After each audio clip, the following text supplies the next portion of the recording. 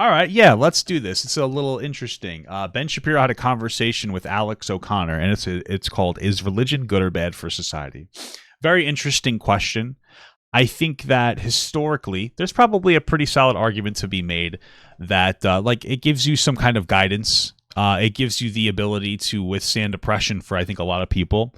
When you're being bombarded with oppression, I think looking to God as a hopeful figure can be very positively impactful. I'd argue that, and it gives you some kind of a moral basis to move forward on. And it's better than nothing, certainly. I think at this point, though, it's probably not good, to be honest with you. I'm not saying it's bad to be religious. I'm just saying that, like, nowadays, because of a lot of the strict and very oppressive aspects to religion, it's probably not good for people. It can give young people who learn about God a lot of distress, thinking that they're going to go to hell if they have a particular thought or feeling, like if they're gay, because you are born gay, or something along those lines in some capacity. The rules can be very wishy-washy and hypocritical. There are justifications to slavery in our Bible. There is no age of consent in our Bible. It's a little fucked up when you kind of look at it. I think at this point, the best way to look at it is stories that can help guide you morally. So that I'm playing on Crusader Strike, Horde, just so you know, on the server. But that can help you. I think it's stories that can help guide you, help you deal with some moral questions, and give you some moral answers. But overall, I think that the Bible is a test from God to see how silly people are, see if they hate people based on the text, because it's not supposed to be hateful, but a lot of people do interpret it as such. So let's go. Pretty much universally, social science suggests that many of the institutions that we hold dear, that shape us, that provide us social support, a huge amount of this used to happen anyway inside of these traditional religious structures, and there really has been nothing to replace it. We're talking about what the self is here. I mean, atheists believe in the self. Everybody believes in the self. Well, no, that's not. I mean, that I find difficult to believe. Why would an atheist believe in the self? The self is a series of non-deciding mechanisms. This show does seem to have an extraordinary capacity for putting me face to face with people that I've been talking smack about online. So thanks again. The arguments against God are fairly compelling, and I think the arguments against atheism are fairly compelling. And I think that the difference is that most people who believe in God have expressed doubts, and a lot of people who are atheists tend to be more religious in this way than many of the people who are God believers. Maybe? I don't know. I will see. If people listening agree with me that free will in fact doesn't exist, and simultaneously agree with you that free will is somehow necessary for the upkeep of civilization, then I would simply ask them to consider who's relying on the delusion here. What? If you want more from today's conversation, register now and you'll have a chance to win a free ebook. And tell us who persuaded you Do I get to pick the ebook? in our survey with today's show. The Big Conversation. Welcome to The Big Conversation, part of Premier Unbelievable's roster of shows brought to you in partnership with the Tibbleton Foundation. Okay. I am your host, Andy Kind. Today, we are talking about a very interesting topic. The question is religion good or bad for society? And I would say that you can't just get rid of religion from society. That would be really bad, because the reality is that there are people who are religious who use that as their guiding mechanism, and without that will think that there's nothing else keeping you from murdering people except for the existence of a God. So some people need to cope, or some people need to believe. Sorry, I don't mean to be so disrespectful. Well, I don't think it's disrespectful, but yeah, I mean, I think the golden rule works. Do unto others as you want to be done unto yourself and whatnot. So, joined by two very dapper chaps, Ben Shapiro and Alex O'Connor, who most of you maybe will be completely aware of. We're going to have a very substantive conversation. I'm going to introduce them first. I'm going to give a little summary on who they are, and stop me if you've heard this before. So Ben Shapiro is a prominent American conservative political commentator and columnist. Okay so far? So far, so good. A graduate in political science from UCLA and the Harvard Law School, Ben has authored over a dozen books, including the #1 New York Times bestseller, The Right Side of History, How Reason and Moral Purpose Made the West Great. Because he's on the right. He is co-founder and editor emeritus of The Daily Wire and host of the aptly titled Ben Shapiro Show, which in 2021 was ranked in the top 10 most listened to Apple podcasts. He also Wow, that's impressive. I didn't know it was that popular. has a YouTube channel with over 6 million subscribers. Kudos to you, sir. Joining Ben today is Alex O'Connor.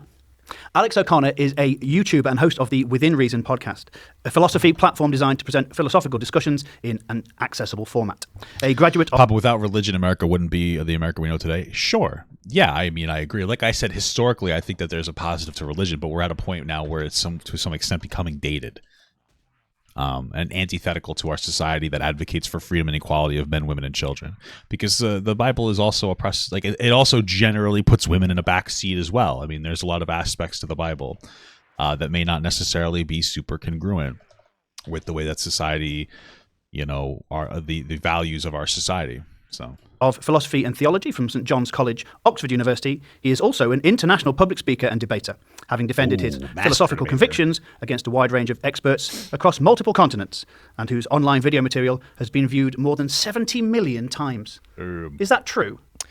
It might be more now, actually, depending on more than 70 million times. That was written. Yeah, that's great. Well, it's great to have you both. Thank you. Is that one video or like his whole catalog? Taking the time. And for both of you, I'm a long-time listener, first-time caller. So hopefully we're going to have a lot of good stuff to say. We're talking about religion and society and how they interconnect. Kissing. And we want to know, really, and I'd like to get this settled once and for all at the end of this conversation so nobody else ever has to discuss it if we can.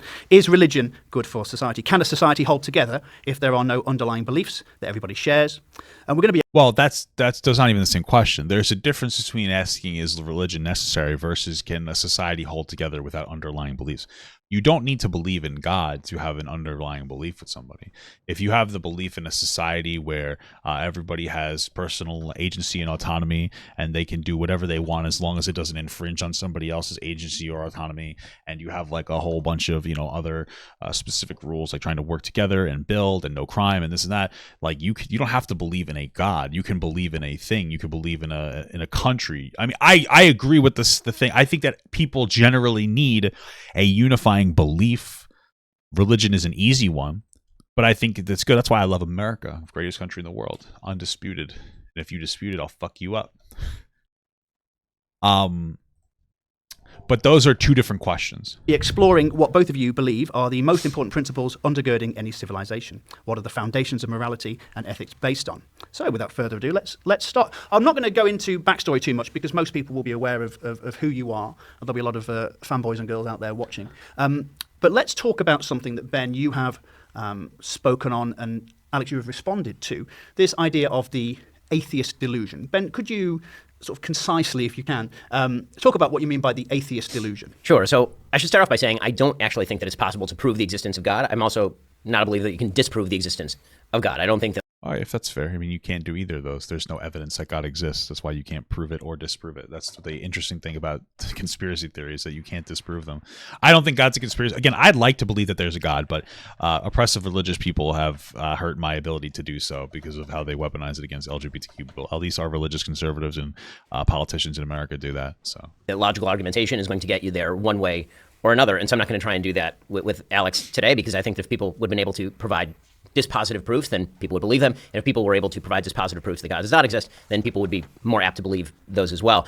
What I think is an atheist delusion is that it is possible to live ideologically purely in a way that does not rely on fundamental faith principles. When I say faith principles, I'm not going to make the claim that those faith principles are direct from Sinai or that those faith principles require the New Testament, for example. I'm going to make the claim that there are a bunch of principles upon which we base ourselves that are external to what we know about nature and evolutionary biology, and that many of the things that Alex does in his daily life, for example, are going to be things that rely on principles that are external to a philosophy that would assume a lack of the supernatural, a lack of the extra.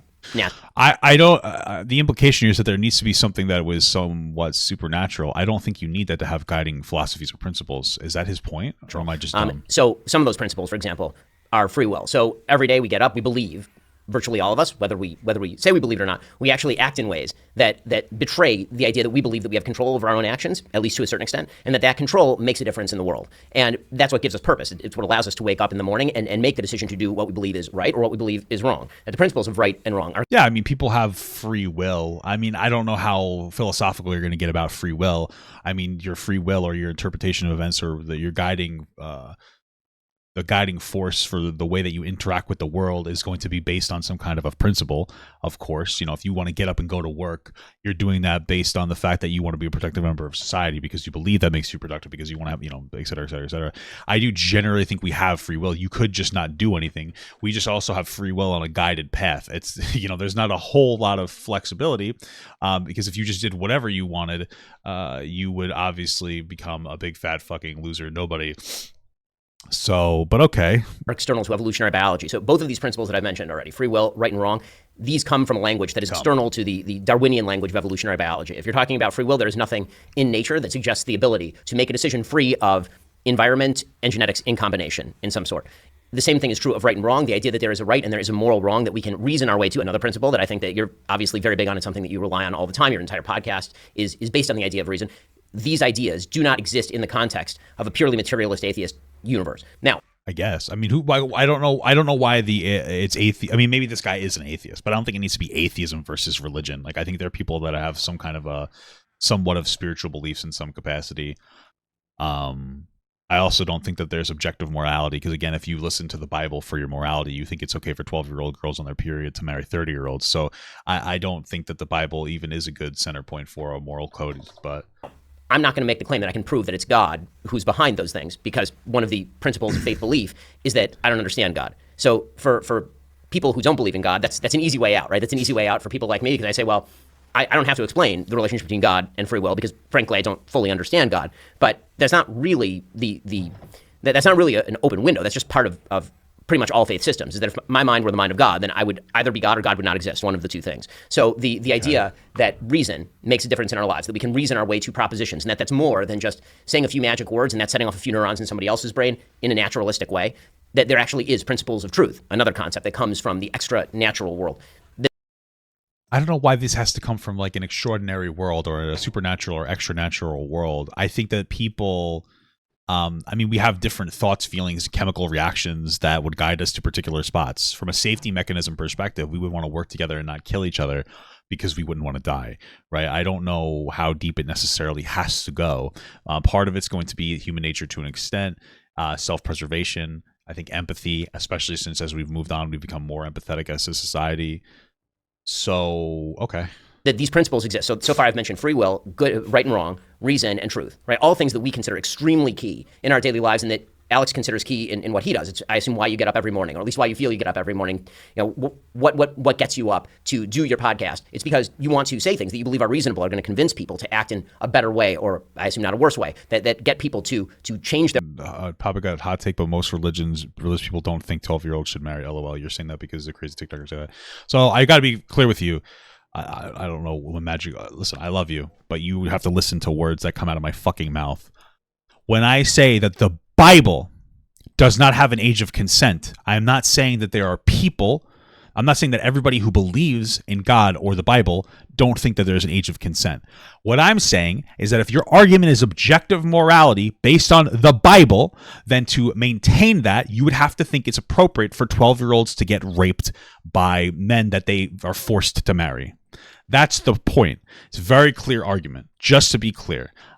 I don't know a single religious person who believes the age of consent should be actually be when they're on their period. But the point is that the objective morality argument relies on the teachings of the Bible to create the objective morality. But if the Bible is full of not good things, like justifications for children getting sexually abused and slavery, then your objective morality argument for the Bible is dog shit. That's the point that I'm making. That's the point. I'm not saying all religious people believe that. That's the point that I'm making. Most religious people, at least that I know, don't believe that. That's my point. But if they wanted to point to the Bible as objective religious morality, then they would have to believe that. That's the point that I'm making. Okay? That's the point that I'm making. Their lives in some way, in a self-motivated fashion that's not merely in a sort of Pavlovian response to circumstance and environment. So if I were going to talk about the atheist delusion, that's what I would suggest is the delusion, that an atheist can use terminology that is drawn from a world that is external to atheism for itself. And again, that's not an argument. Sorry. Maybe I went off a little half-cocked there. All right. Sorry, buddy. Or not half-cocked, but maybe I went a little too hard. Maybe I got a little too worked up. All right. Sorry about that. For God, even. That's just an argument against atheism. Again, I think the arguments against God are fairly compelling, and I think the arguments against atheism are fairly compelling. This is one of the things that I've said to Sam Harris. And I think that the difference is that most people who believe in God have expressed doubts, and a lot of people who are atheists tend to be more religious in this way than many of the people who are God believers. Well, something's certain. We don't do cold opens or soft starts here. So the claim is that people who are atheists, their atheism is some form of a religion to them?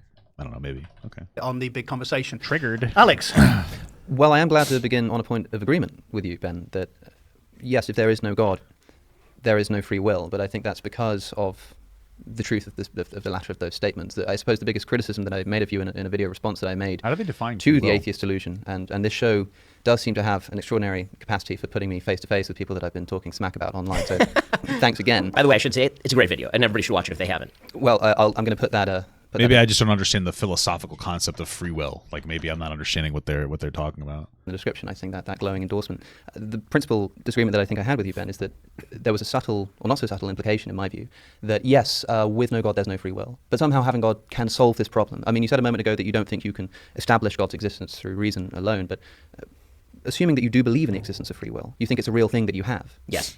And simultaneously saying that if there is no God, then free will makes no sense. Yes. That does read to me like an argument for God's existence, such that in order to either say that there is free will, in order to say that there is free will, one must believe in God. And that does strike me as an argument for God's existence. I mean, to slightly curve that, or to kind of sand off the rough edges there, I would say that the argument I made is an argument for something extra natural. Sure. Now, you can call that God or not God, but the thing that I'm making... Yeah, but why would you need to have something like that to have free will? It doesn't make sense to me. The argument for is that you cannot get from a materialist Darwinist universe to free will. That is not possible. So I know that the way you solve that is that you say that there is no free will. That's right. And what I'm saying to you is... What the fuck is free will? Like, what am I not understanding about this term free will? You don't act that way. I hear this all the time. People say, look, you may say there's no free will, but you don't act as though that's the case. I suppose that I'm just confused as to what it would look like for somebody to act as if they believe there was no free will. I mean, the very argument that there is no free will that I subscribe to, at least one of the various forms that it takes, is a sort of Schopenhauerian view that you can do as you will, you just can't will what you will. And that you are essentially just a biological machine reacting to its internal and evolutionary drives. That's what's happening. Now, call that nihilistic if you like, that's a separate question, but as to the question of how this would make one act, the idea that this might cause us to sort of lay around in bed all day or something, the very mechanism that I think is responsible for eliminating the possibility of free will, that is, the drives that make people do what they do, like I say. So is he saying we don't have free will because there are particular drives through environmental and biological factors that compel us to do the things that we do?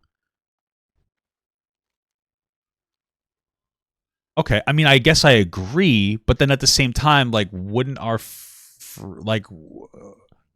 like that's free will to me? Like, yeah, our biological and environmental, learnings and imperatives and whatever, those are going to guide us in particular directions. But we can still, as people, we are free to do what we want. But obviously, we're going to be encouraged to do particular things based on that. That's an interesting philosophical concept. I mean, I haven't thought a lot in a few weeks. I haven't really had to think about things in a while.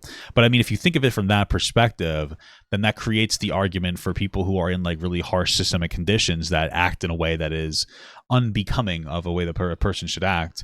But your argument is that the environment that they existed in was so turbulent and negative that they simply don't necessarily have control over their actions. It's interesting.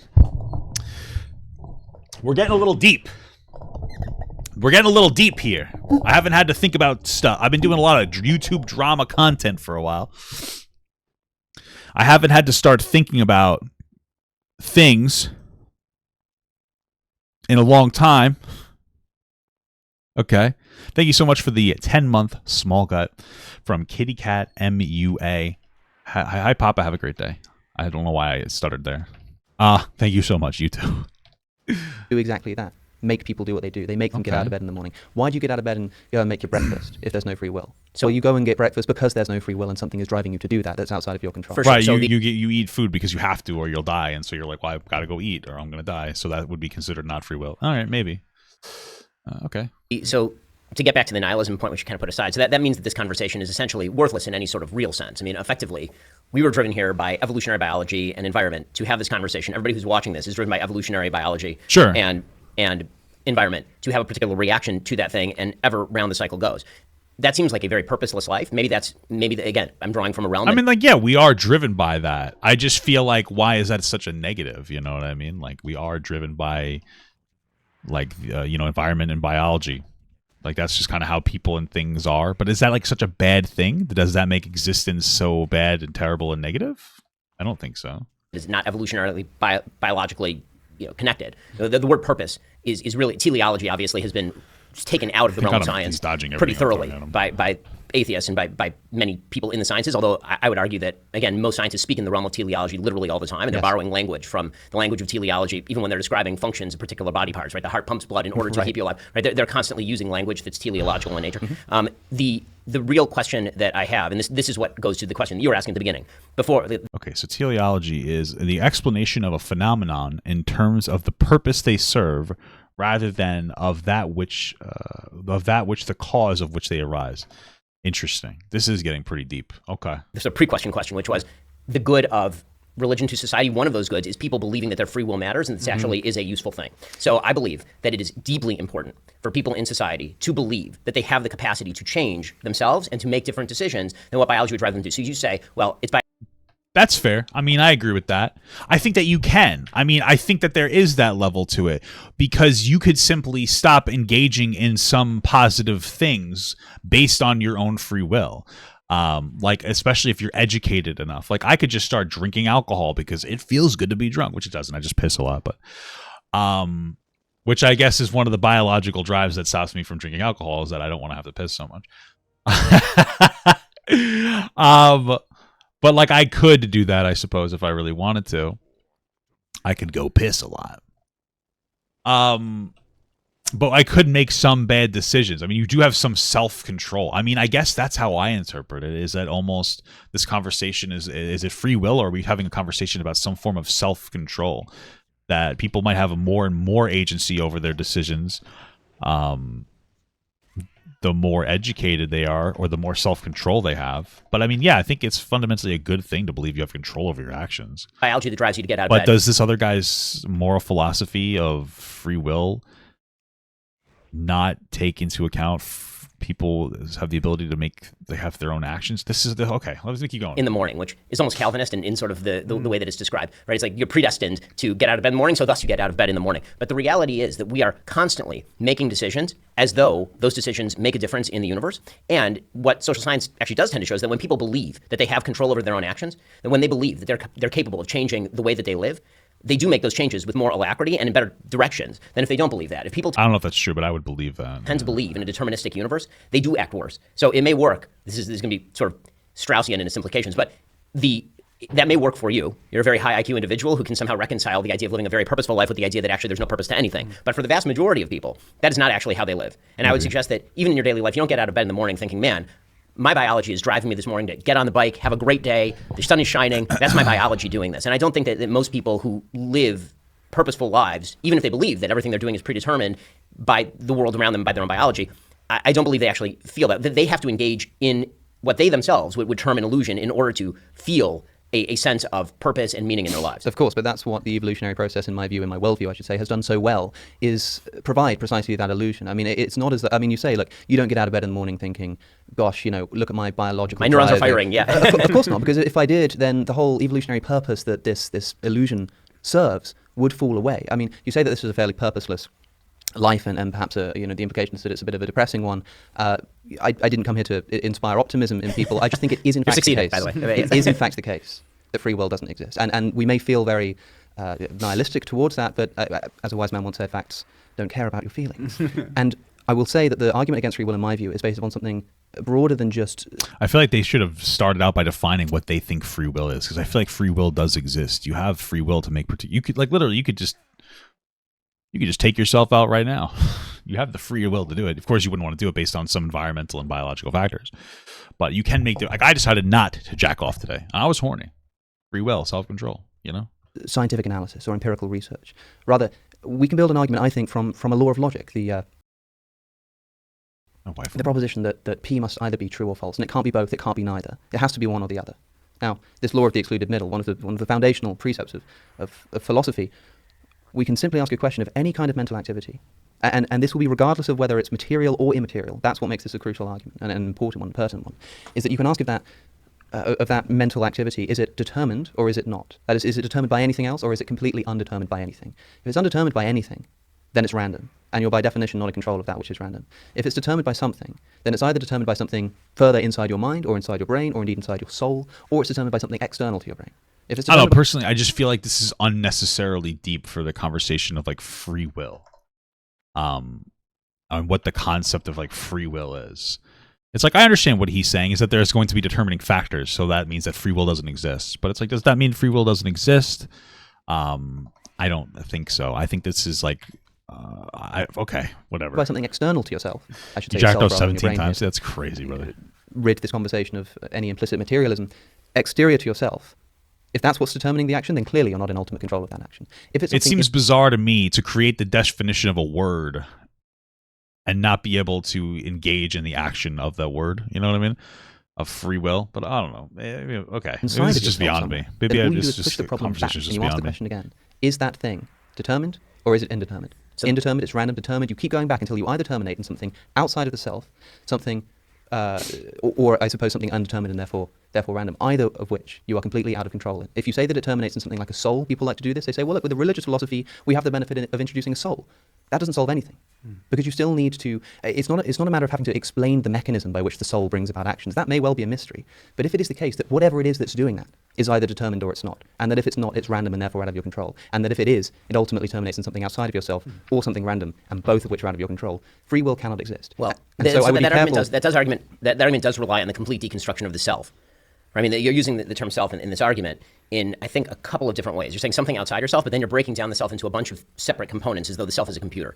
Right? As though if you took the self and you broke it down into a machine, and there's like the microchip, and you've got the processor, you've got all these different parts of it. So it has to be coming from here, or it has to be coming from here. But I think the very idea that we have of ourselves as selves is as a deciding being. And so the attempt to carve that down into, so which parts of the deciding being, that is an avoidance strategy. So I don't think that the argument quite holds. Well, if we can call the self just a deciding being, then that sort of fundamental assumption that we make about the nature of the self, I don't think is going to be incompatible with atheism. How so? Because we're talking about what the self is here. I mean, atheists believe in the self. Everybody believes in the self. Well, no, that's not. I mean, that I find difficult to believe. Why would an atheist believe in the self? The self is a series of non-deciding mechanisms, as you've described. I see that your view of the self is an atheist. Yeah, why couldn't they believe in the self, though? That's what they're... What? Okay. His view of the self, a meatball wandering through space, as I've put it somewhat colorfully, the sort of Spinoza idea that you're a stone that's been thrown, and you can comprehend that you've been thrown, but you're a stone that's been thrown, and that's just the way that it is. Why would there be in atheist philosophy such a thing as a deciding self? The deciding being, is external to the idea of an evolution. Well, unless his philosophical concept of free will is you're still a deciding being. You just don't have free will because you have so many external factors guiding you that you don't necessarily make your own decision. I mean, I guess I just call it self-control. Evolutionary cause, because the very word deciding suggests uncaused decision making.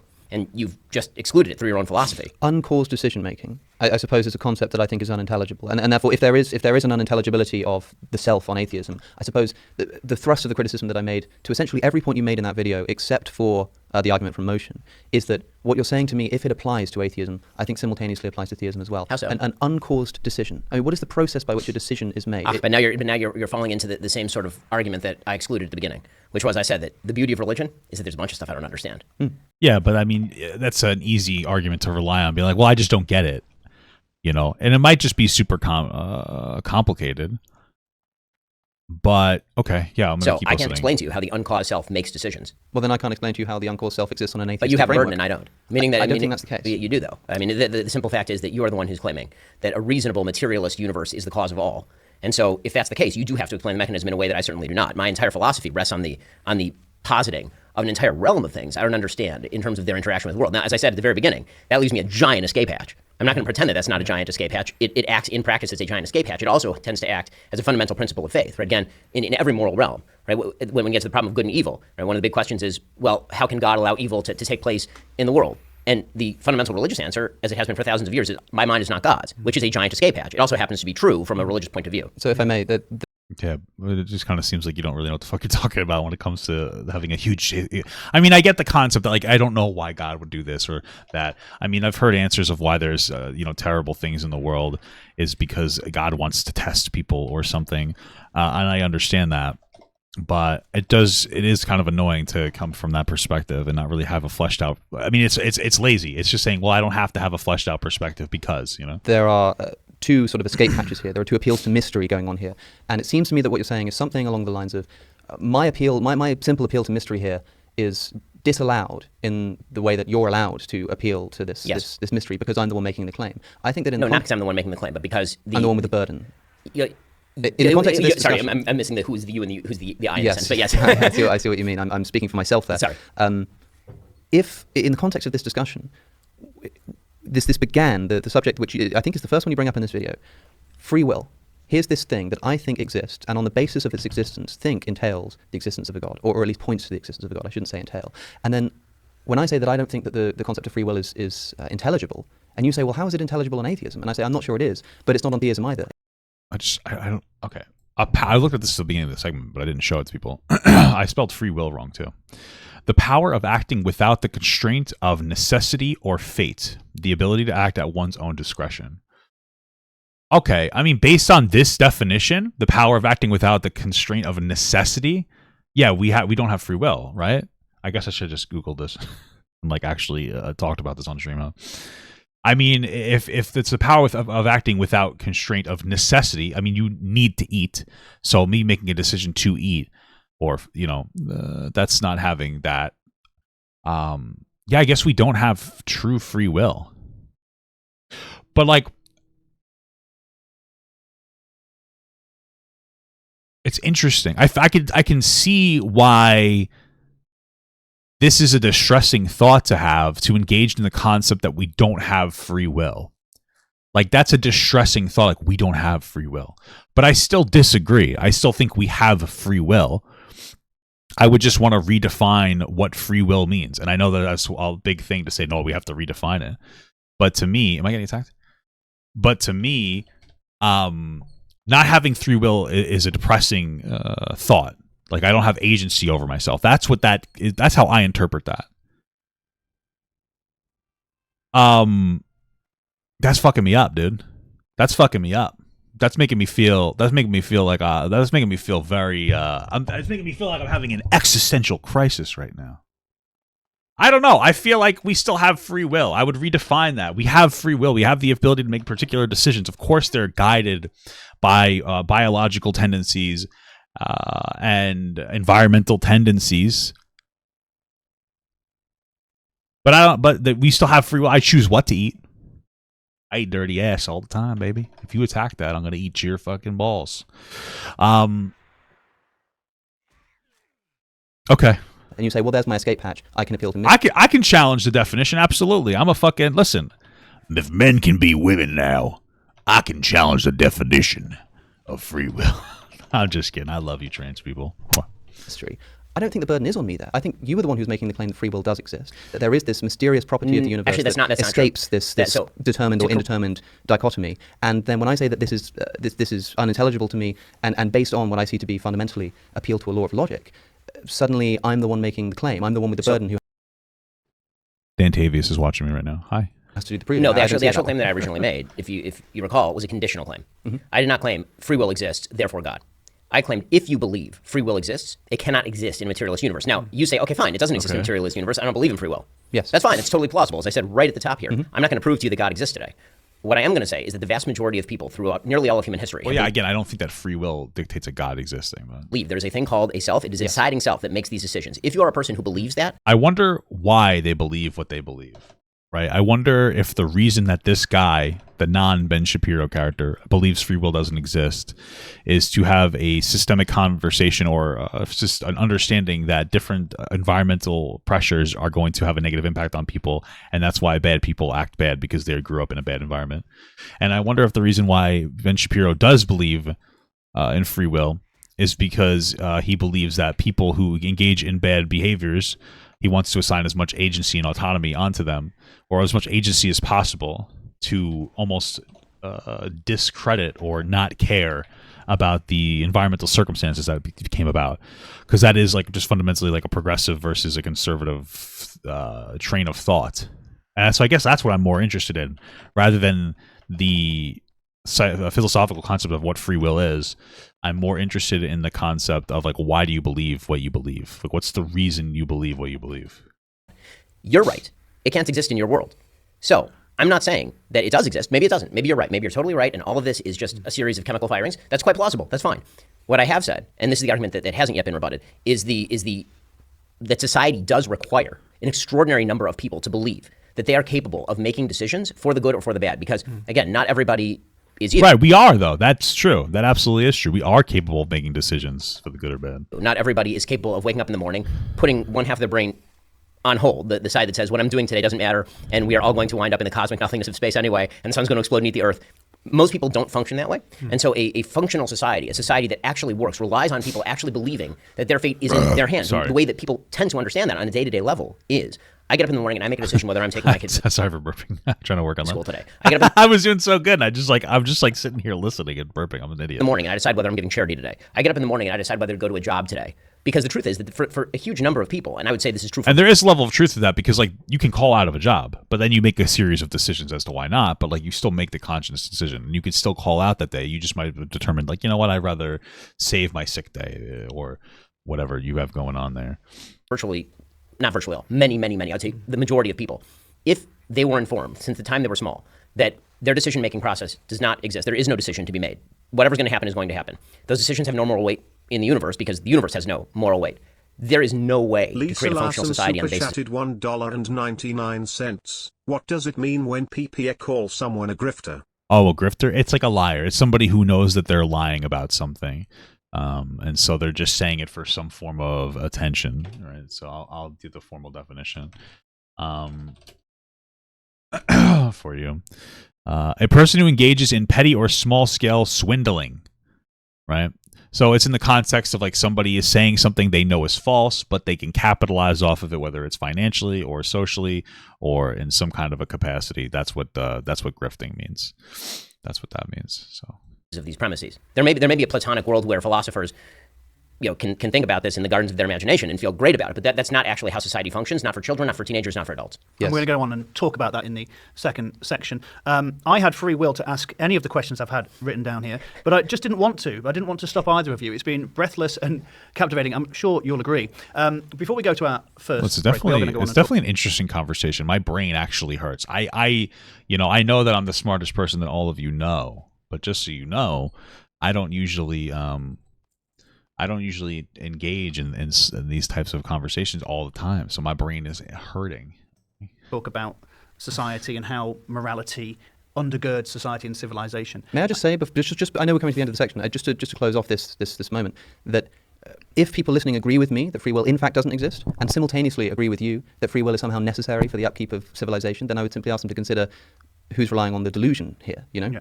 And I don't mean that as an insult, but you see what I'm saying, right? I totally agree. And so from my argument, you would be, and from your argument, I would be. Yeah. Meaning I think that you are delusional, there's no free will, and you think I'm delusional in the sense that there is no free will, and yet I believe in it. Yeah. Something like yes. that, yeah. So for you, Alex, just before we go to the break then, because we're trying to break it down, we've got two insane minds here, really kind of grappling, and I feel as I've won a prize in a competition just to be here sitting with you both.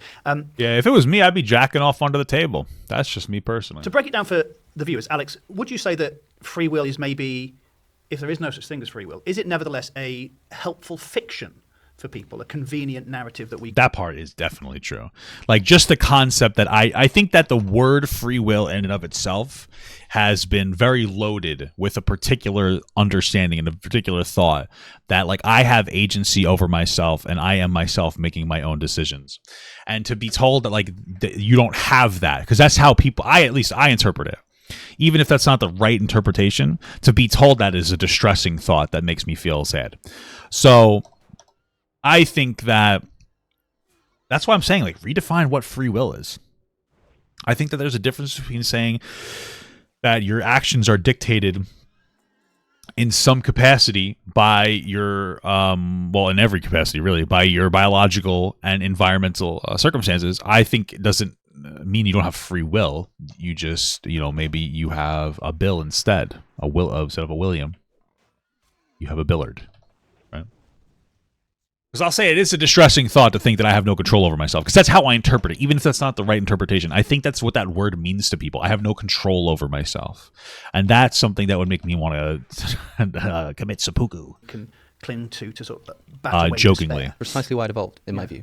I think I totally understand that, but because it evolved so strongly, I will say that we are all, if we are sort of delusory in our belief in free will. I mean, you're quite right in saying that I act as if free will exists in the sense of not constantly being aware that it doesn't. I don't wake up and do those strange morning affirmations that you mentioned into the mirror about, the sort of heat death of the universe. But, maybe you should. People, I think it is good to reflect on your mortality in that manner every once in a while, and it does inspire some serious thought about whether you're really taking your philosophy seriously. But I will say that the mechanism is so useful and has been so successful in embedding itself into our psyche that we cannot shake it off. So I can I can have conversations with people, as I do regularly, talking about the existence of free will, and they come away saying, you know what, that's extraordinary, maybe you're right about this. And nothing about the way they live their life changes, precisely because of the fact. I don't think I would ever admit that he was right about it, because I don't think that, I wouldn't want to. Because I think that the thought is, it's too frustrating of a thought to admit. Honestly, like I think that I can almost understand why conservatives will be convinced that there must be a God. I think I've come to the understanding of that, because the concept of free will, for some reason, despite the fact that I've never thought about the word in any critical capacity, means so much to me that I would never admit, even if I was objectively wrong. Fucking bitch! Sorry. I'm gonna fuck your entire family. I'm gonna fuck your family consensual, you bitch, for taking both of these. I'm gonna oh, he invited me to the group so I can get him. Nice, thanks, bro. Anyway, like I was saying, this guy's very nice,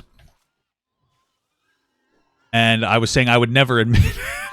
Sorry, I would never be able to admit otherwise, because the thought is so distressing that I would struggle with that. That's it. So the very argument I'm making relies on the assumption that we will still be driven by our drives. All I'm doing is identifying what's actually going on there, in my view. It doesn't actually change what happens or what the brain indeed does. So the utility argument for what you're saying about free will is that the main utility in you saying these things is for people not to believe you in the end. We are predetermined to go to a break at this point. So we're going to continue this. You're watching and listening to the big conversation from Premier Unbelievable with me, your host, Andy Kind. I've been joined today by Alex O'Connor and Ben Shapiro, and we are having a fascinating conversation about religion and whether it's good or bad for society. There's lots more to come, so we'll be back after this short break. All right, let's get back to the break. Me, your host, Andy Kind. Today, our topic is religion. Is it good or bad for society? And I've been joined by Ben Shapiro and Alex O'Connor.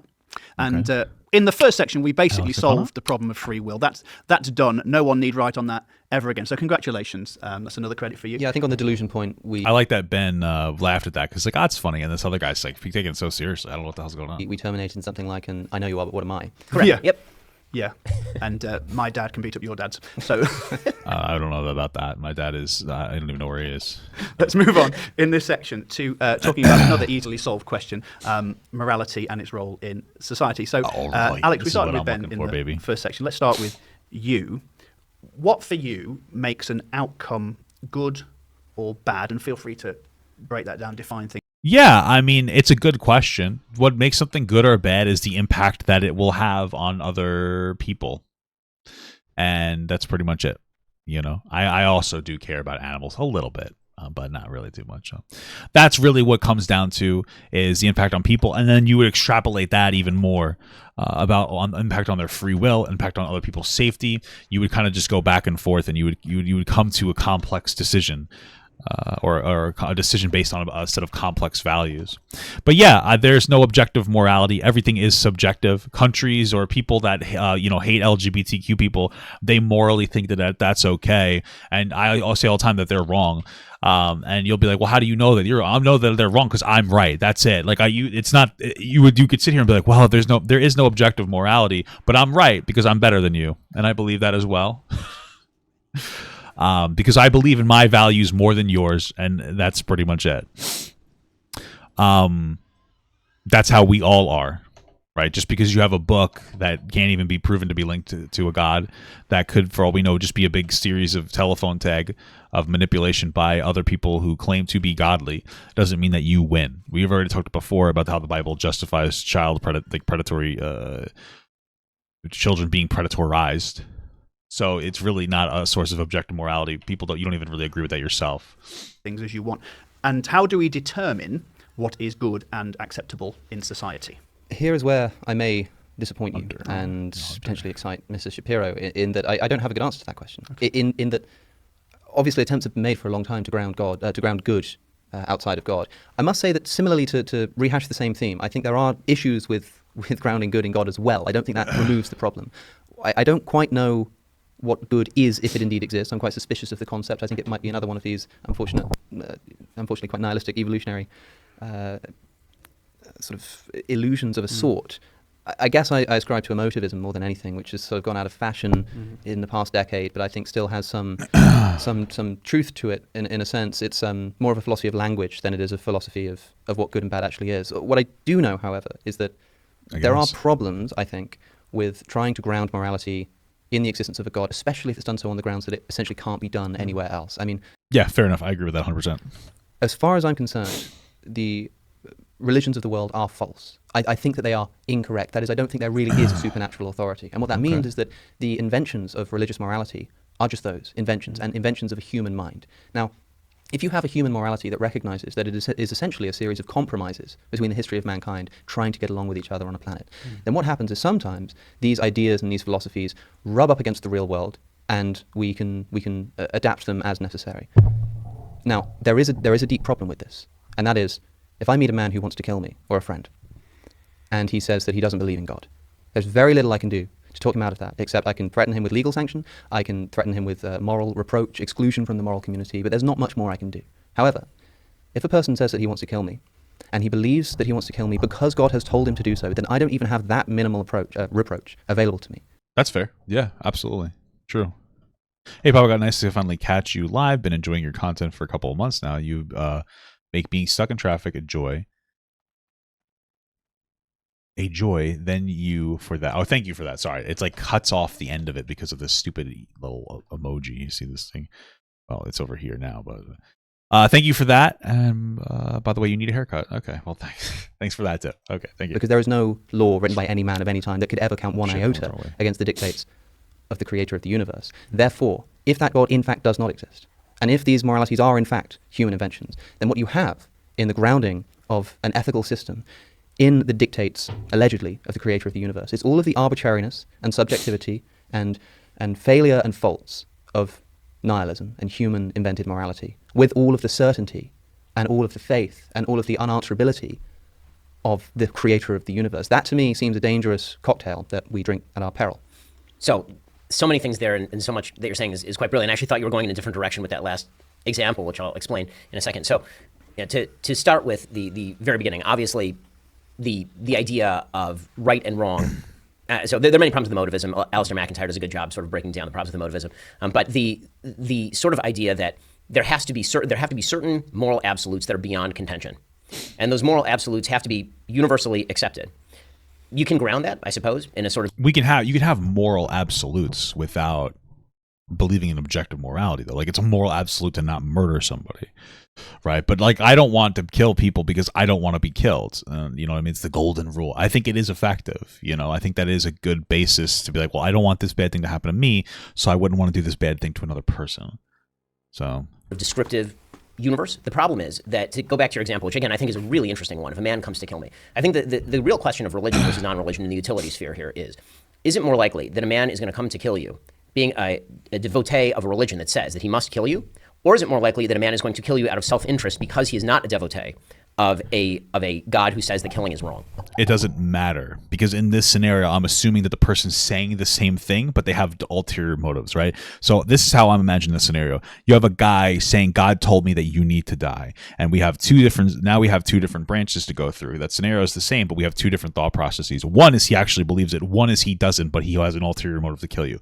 We don't know what's inside of his brain. We have no way to have access to his internal experience. So it doesn't matter. So it does not matter. We cannot parse through that information, right? That's it. We wouldn't know.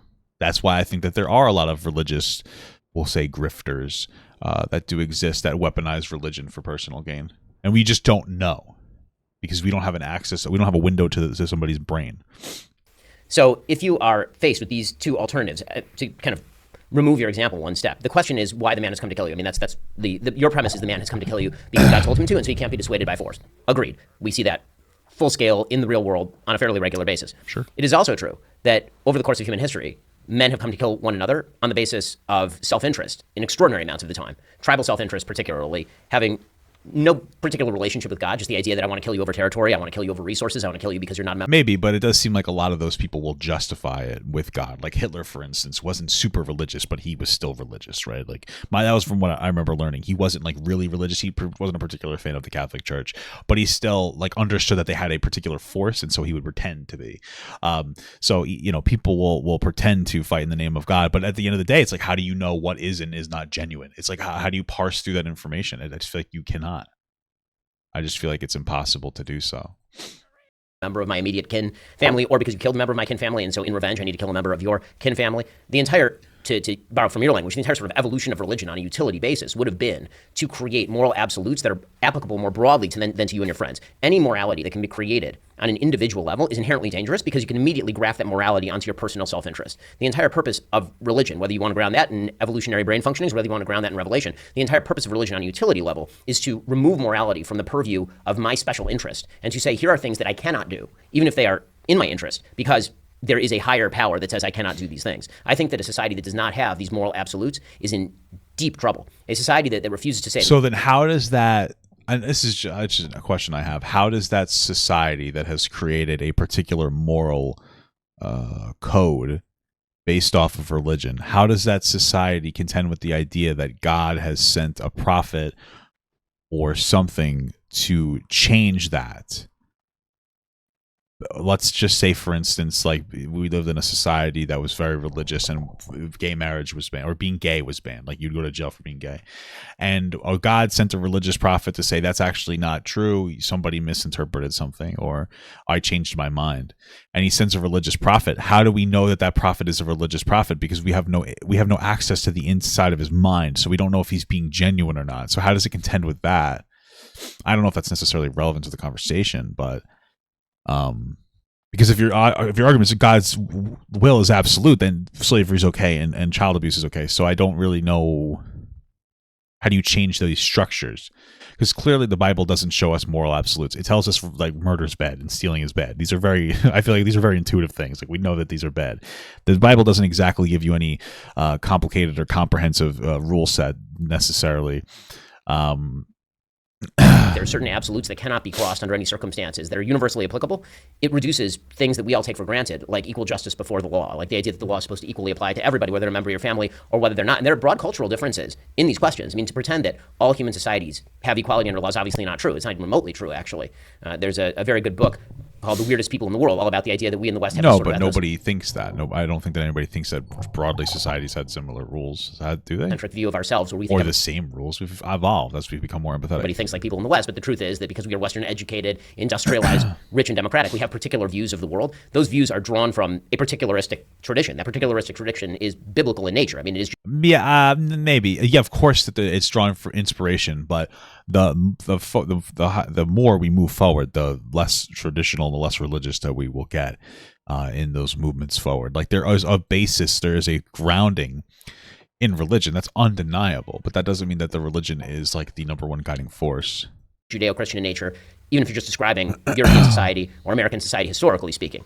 So the kind of removal of God from the equation, your suggestion is that God makes a person impervious to countervailing responses. And my answer is yes, God does make a person impervious to countervailing responses, including the evils of one's own heart, if you truly believe that God is standing above you telling you not to do that thing. And again, social science tends to bear this out. People who believe that God is above them tend to get more charity, for example. People who tend to live inside religious communities, within the religious community. And I'm not going to pretend that I think all religions are equivalent in their truth propositions, because I don't. I mean, if I did, I wouldn't be wearing a yarmulke, right? So that's just what it is. Inside religious communities, a lot of social bonds and a lot of social frameworks are built on the basis of this shared belief system. In other words, diversity itself, self-interest, cannot always check self-interest, and it tends to tear apart societies and communities unless there is an orienting goal. That orienting goal traditionally has been performed by church. It's been traditionally performed by the idea that you are serving God together. And because of that, people build these social bonds, including the institutions of police, for example, to prevent people from killing each other, because we now all agree that killing is wrong. So we ought to have a third party that we can actually give the power to stop that killing. So again, I think that the question of the utility here is one of whether you think that the chief danger is that people are going to believe in a God who tells them to kill in God's name, or whether you think that the chief danger is in man's own heart, and that man is going to be driven by his own self-interest to commit murder and then call it something else. I think it's all I guess. I mean, those are two individual, unique scenarios, but I guess both of their philosophies would have an issue with that. Ben already said that there's wide-ranging, just general rules that you would have that come from God that would stop people from individual murder because it's unjustifiable. But the same thing with, just human-made laws that don't have a religious foundation. It's like, hey, murder is bad. It hurts me, so I wouldn't want to hurt you. very well and good when this religious tradition is protecting what you think is good. But as we know, it can do the exact opposite, and it can do so with the same force. Sure. And I suppose the question we have to ask is whether this is a worthwhile trade-off. That is to say, that there may be some social utility in putting our fundamental ethical assumptions outside of the realm of debate.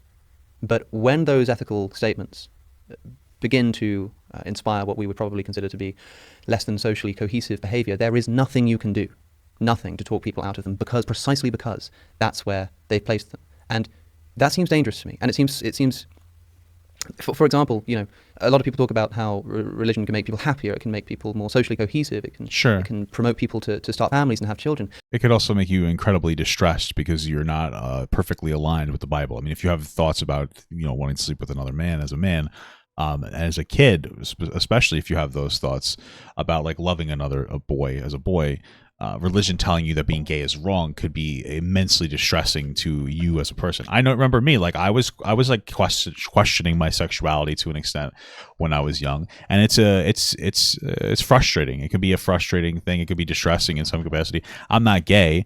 I probably would have been a little more bisexual, but it is a distressing thought. Being or having that assigned to you. The same thing with when I went through my polyamorous stint. I was incredibly distressed about what God would have thought about that, and that was when I was in my 20s, my late 20s. So yeah, it could be incredibly distressing too. This is true of most religions. This is also true of Islam, which I'm not sure you would want to say. I don't want to put words in your mouth, but I'm not sure you'd want to say is a force for good in the world. I don't think, in other words, that it's always a worthwhile trade-off. Now, I agree with you, by the way. Just because you mentioned how the sort of culture of Europe and its success and America is indebted to Christianity. I mean, this is of course true in a sense, but there's been a recent revival, it seems. I don't really know quite how it's happened. I think it's got a lot to do with Tom Holland, maybe. That's the historian, not the superhero. Not Spider-Man.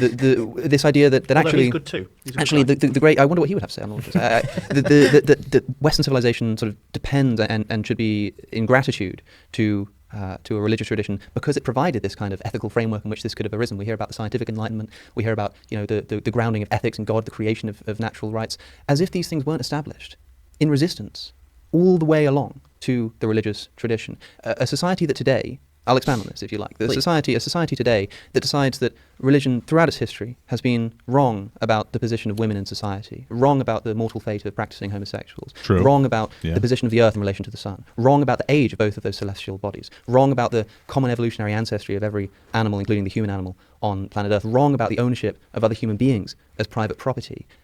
Now has to contend with a religious tradition that doesn't come to us with contrition and apology and say, well, maybe we were wrong about these things. But no, these are all our things after all. We're going to claim these things. As I know that St. Paul says, I suffer not a woman to teach, nor to usurp authority over a man. Rather, she should remain silent. For Adam was formed first, then Eve. And that man is the glory of God, but woman is the glory of man. But don't you know that the social justice movement is essentially Judeo-Christian in origin? I know that the Old Testament... I mean, he's got a good point. How do you contend with that? Not only explicitly condones the ownership of other human beings as private property, but gives detailed instructions about exactly how to buy and indeed take them, sometimes including as sexual property. But don't you know that the abolitionist movement was essentially Judeo-Christian in origin? Yes, I know that It's interesting because I'm sure that the people who engaged or drove the abolitionist movements and the feminist movements and all these different movements. I'm sure that they were all religious, but those thoughts of women being considered equal, or those thoughts that gay people should be able to get married, or all these thoughts that slavery is wrong, they are not from fundamentally a religious perspective. Galileo was shown the instruments of How am I torture getting decimated by the so hard? Inquisition for having the temerity to suggest that the Earth might orbit the Sun Jesus rather than Christ. the other way around. But don't you know that the scientific revolution which he authored was essentially Judeo-Christian in origin? I find it funny. I feel like the game was never this hard. Why am I getting fucked this hard? I was just re-leveled in Classic, and I didn't get fucking ass stomped by a level 15 this hard before. What the fuck? If it wasn't so offensive to the people who established Oh, these I very got developments crushed against the very and religious traditions crit. that now want to claim them as their own. Okay, so I would buy that, except for the fact that many of the people that you mentioned in these contexts explicitly counted themselves as religious believers, and we're speaking. I got out of the 6, 1, 2, 3, 4, 60% of the abilities either crush or crit me. What the fuck? That was just unlucky. Yeah, that's the thing. Again, like I had said, they were probably religious entities, but those religious people, it doesn't mean that they weren't following religious law. So just because they were religious individuals doesn't mean that they're following the religious law. The objective morality, and that's the claim, is that if there is an objective morality, that means slavery is good. That means oppressing women and children are good. These things would be good because the Bible says so. the name of the religion while they're doing it. So to take the abolitionist movement as an example, I mean, William Wilberforce, obviously a tremendously religious person and a big believer in the New So Testament. is your argument that he is a religious prophet that is acting upon the word of God to change? Because that's your best argument, is that he's a religious prophet that's acting on God's word to change the text of the Bible because it is wrong in some capacity. That's your claim.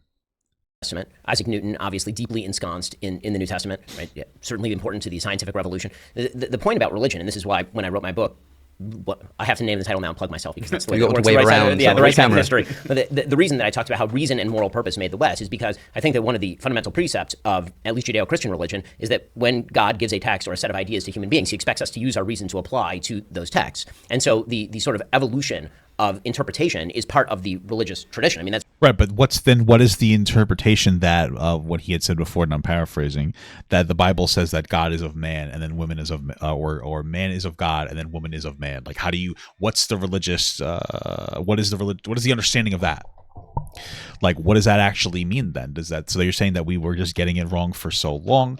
Why will God drown the world for one reason, but he is not going to drown the world to make sure that his teachings, which by your logic means that he always thought men and women should have equal opportunity, why wouldn't he say, like, you know what, maybe I should come down and say, hey, you stop that? You know, it doesn't really make sense to me. It's always been the case in my religion anyway. So I can only I always hesitate. What to the speak on fuck is behalf of other happening? people's I'm religions getting because I don't know the doo-doo religions, on. I know my own. So when I talk about sort of the application of reason to tradition in the religious tradition, obviously we have books and books and books of texts discussing and debating these very ideas. And the idea of religious debate has always been central to the idea of Judeo-Christian religion. And when it hasn't been, it's been seen as repressive and has spawned then other Christian movements that then argue with the original movement and end up generating in almost Hegelian fashion some new form of interpretation. The point that I'm making is that outside that framework, it doesn't exist. Meaning that once if the argument is over interpretation of particular biblical verses in a context in which there is a God who puts certain moral precepts beyond human judgment, those arguments you can have without threatening the entire social structure. What is very difficult is to have a social structure at all in the absence of fundamental moral precepts that are presupposed by everyone. And I think one of the reasons that you're seeing a sort of revival of this idea that religion is very important to the West is because one of the things that we have seen is that as religion has become less important to the West, we've seen declining birth rates en masse. We've seen rises in suicidal ideation. We've seen...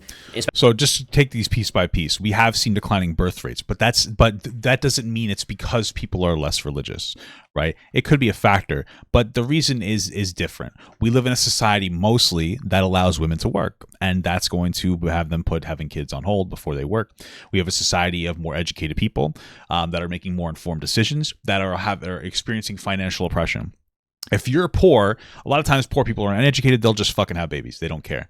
But when it comes to somebody that's like educated enough, they'll make the financial decision not to have a baby. That's part of that. When it comes to mental health struggles, again, you want to say that, well, it's because we don't have a God.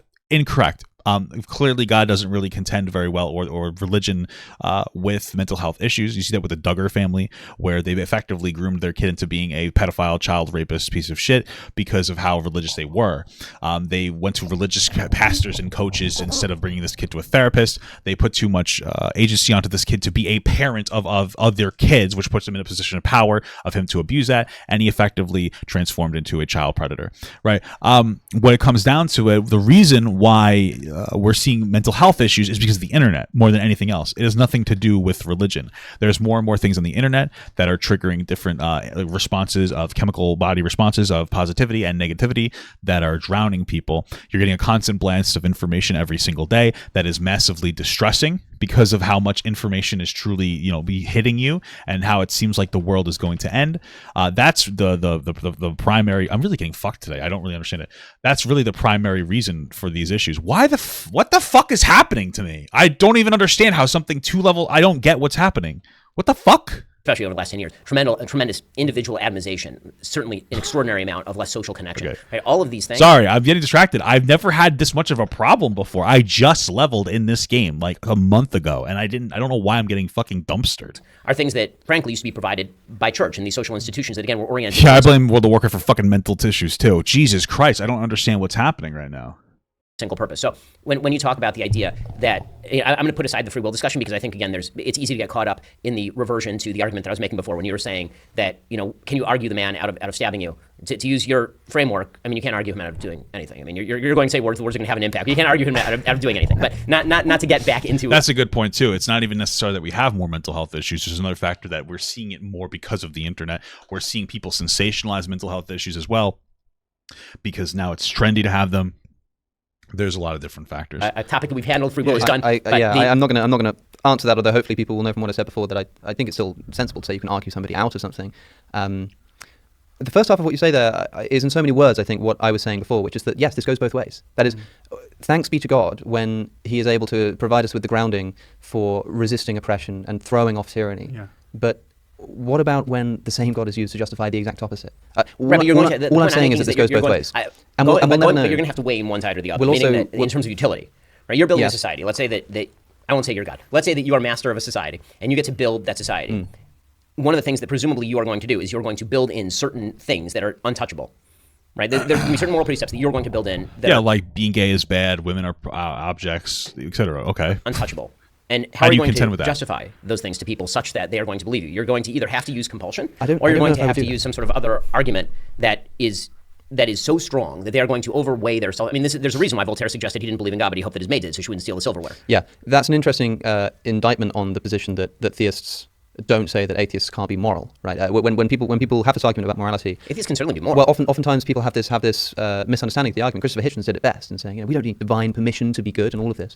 Fine, but as you say, you don't need to believe in God to be good, but you need to believe in God to ground that goodness. But then when you sort of casually throw in this statement by Voltaire, I don't believe in God, but I hope that my maid does. That implies that actually maybe you do think that without the belief in God, somebody isn't going to. No, I think that Voltaire thought that he was good, meaning that Voltaire was an atheist and thought that he was good. But his point was sort of back to the Straussian Platonic point. His point was that he hoped his maid believed in God because without that belief, she wouldn't be able to act morally. Right. So because again, when we're arguing on the basis of broad societal utility, one of the things. So I happen to be in the happy position of being able to argue that what I think is socially useful also happens to be true. Mm-hmm. The question I'm asking you, and I think that's what a lot of this conversation is whether you think that what is socially useful is actually false or an evolutionary illusion. And I think that's kind of the position that you're taking, unless you want to argue that generally speaking, religion is either not evolutionarily adaptive, which would be a hard position to actually take. Well, I think it must be, otherwise it wouldn't exist. Or you'd have to argue that it's, even if it's adaptive, it's of no general benefit to humankind or is an illusion, right? Yes. I mean, that's the position. Well, I don't think that you have to have, I mean, it's an interesting concept. I think that there are people who need to believe in God, and that might change as time goes on. We don't have to force that change, but religious, structure comes second to a society. It doesn't become the primary, because when it becomes a primary, you get closer to oppression of your society. That you're taking. So one of the things that I'm enjoying about the conversation is that I don't think either of us are going to argue each other in anything, but it is clarifying what exactly the lines of the division are. Yes, to backtrack a moment, because you said more than one thing in what I just responded to. You also mentioned, you talked about Isaac Newton being a Christian. So I mean, people were astonished discovering his private notes to find that he spent more time talking about theology than he did science. This is certainly the case, but I do think it's worth pointing out when people like to notice that the originators of the scientific revolution in particular were believers in God, there are a few things to say on that. First, we don't know what Galileo thought in his heart of hearts. And part of the reason for that is because despite tripping over himself... Well, I guess that's actually a good point. I mean, it's a little bit of, I don't think it's a weak point. It's an unprovable point. But I mean, when you live in a society that tells you that you have to be religious, you're going to be religious. You know, if you say you better be religious or I'm gonna sniff your butt. Well, I mean, I would say I'm not going to be religious. No, but of course you'd be like, okay, I'm going to at least say I'm religious. I'm going to act according to the religious code and text because I don't want to be punished in some capacity. So sure, you could make that argument. To say, now look, I don't think Scripture is wrong. Now look, I believe in God and I am a Christian and I believe in Scripture, but maybe the earth orbits the sun. His life falls apart. So suppose he did secretly have doubts about the existence of God. Do you think we'd ever have even found out about it? And that's an unfalsifiable argument. I think not a chance. In other words, but the lack of falsifiability makes it difficult for making a counter argument. In other words, let's not be so maybe confident. Maybe he did have a secret diary, but I have no proof that he had a secret diary. What I'm saying is let's not be so so confident about this. The second thing to say is that these men, if that's what they were remembered for, that is their theology, then they wouldn't be remembered.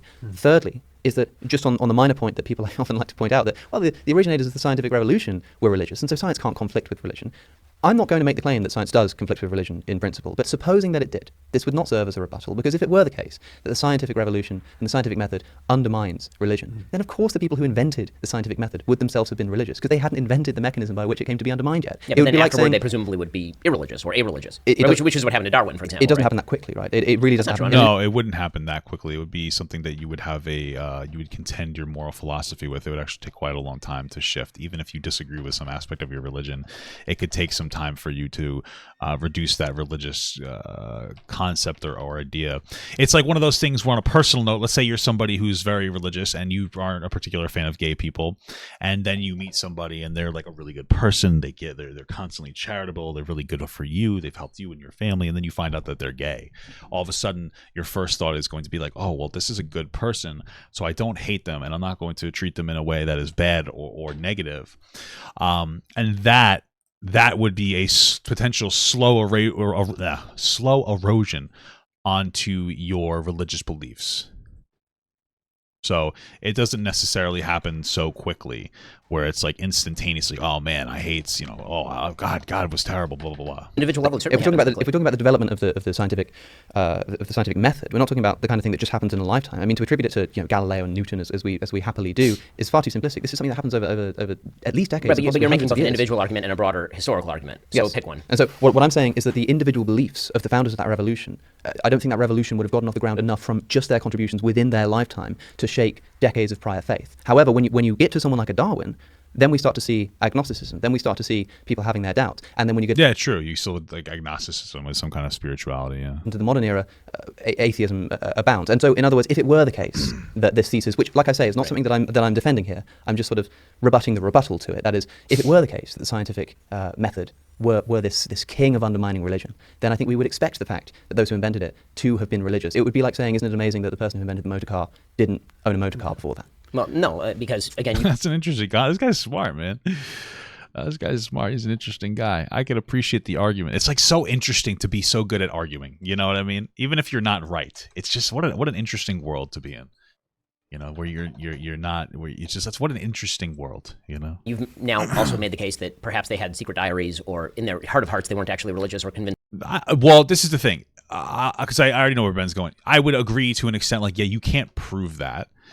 But it is a question to be had, and an understanding that if you lived in a society that said you will be oppressed if you do not believe what I believe, then you would have a higher chance of believing what you believe. And if you come up with a concept, which these individuals did, that is antithetical, or maybe not antithetical, but which disagrees with religious text, you would argue that at least part of them was leaning away from religion in some capacity for them to explore that in the first place. So I don't think it's an unreasonable argument. It's not a de facto argument, but it's something to think about.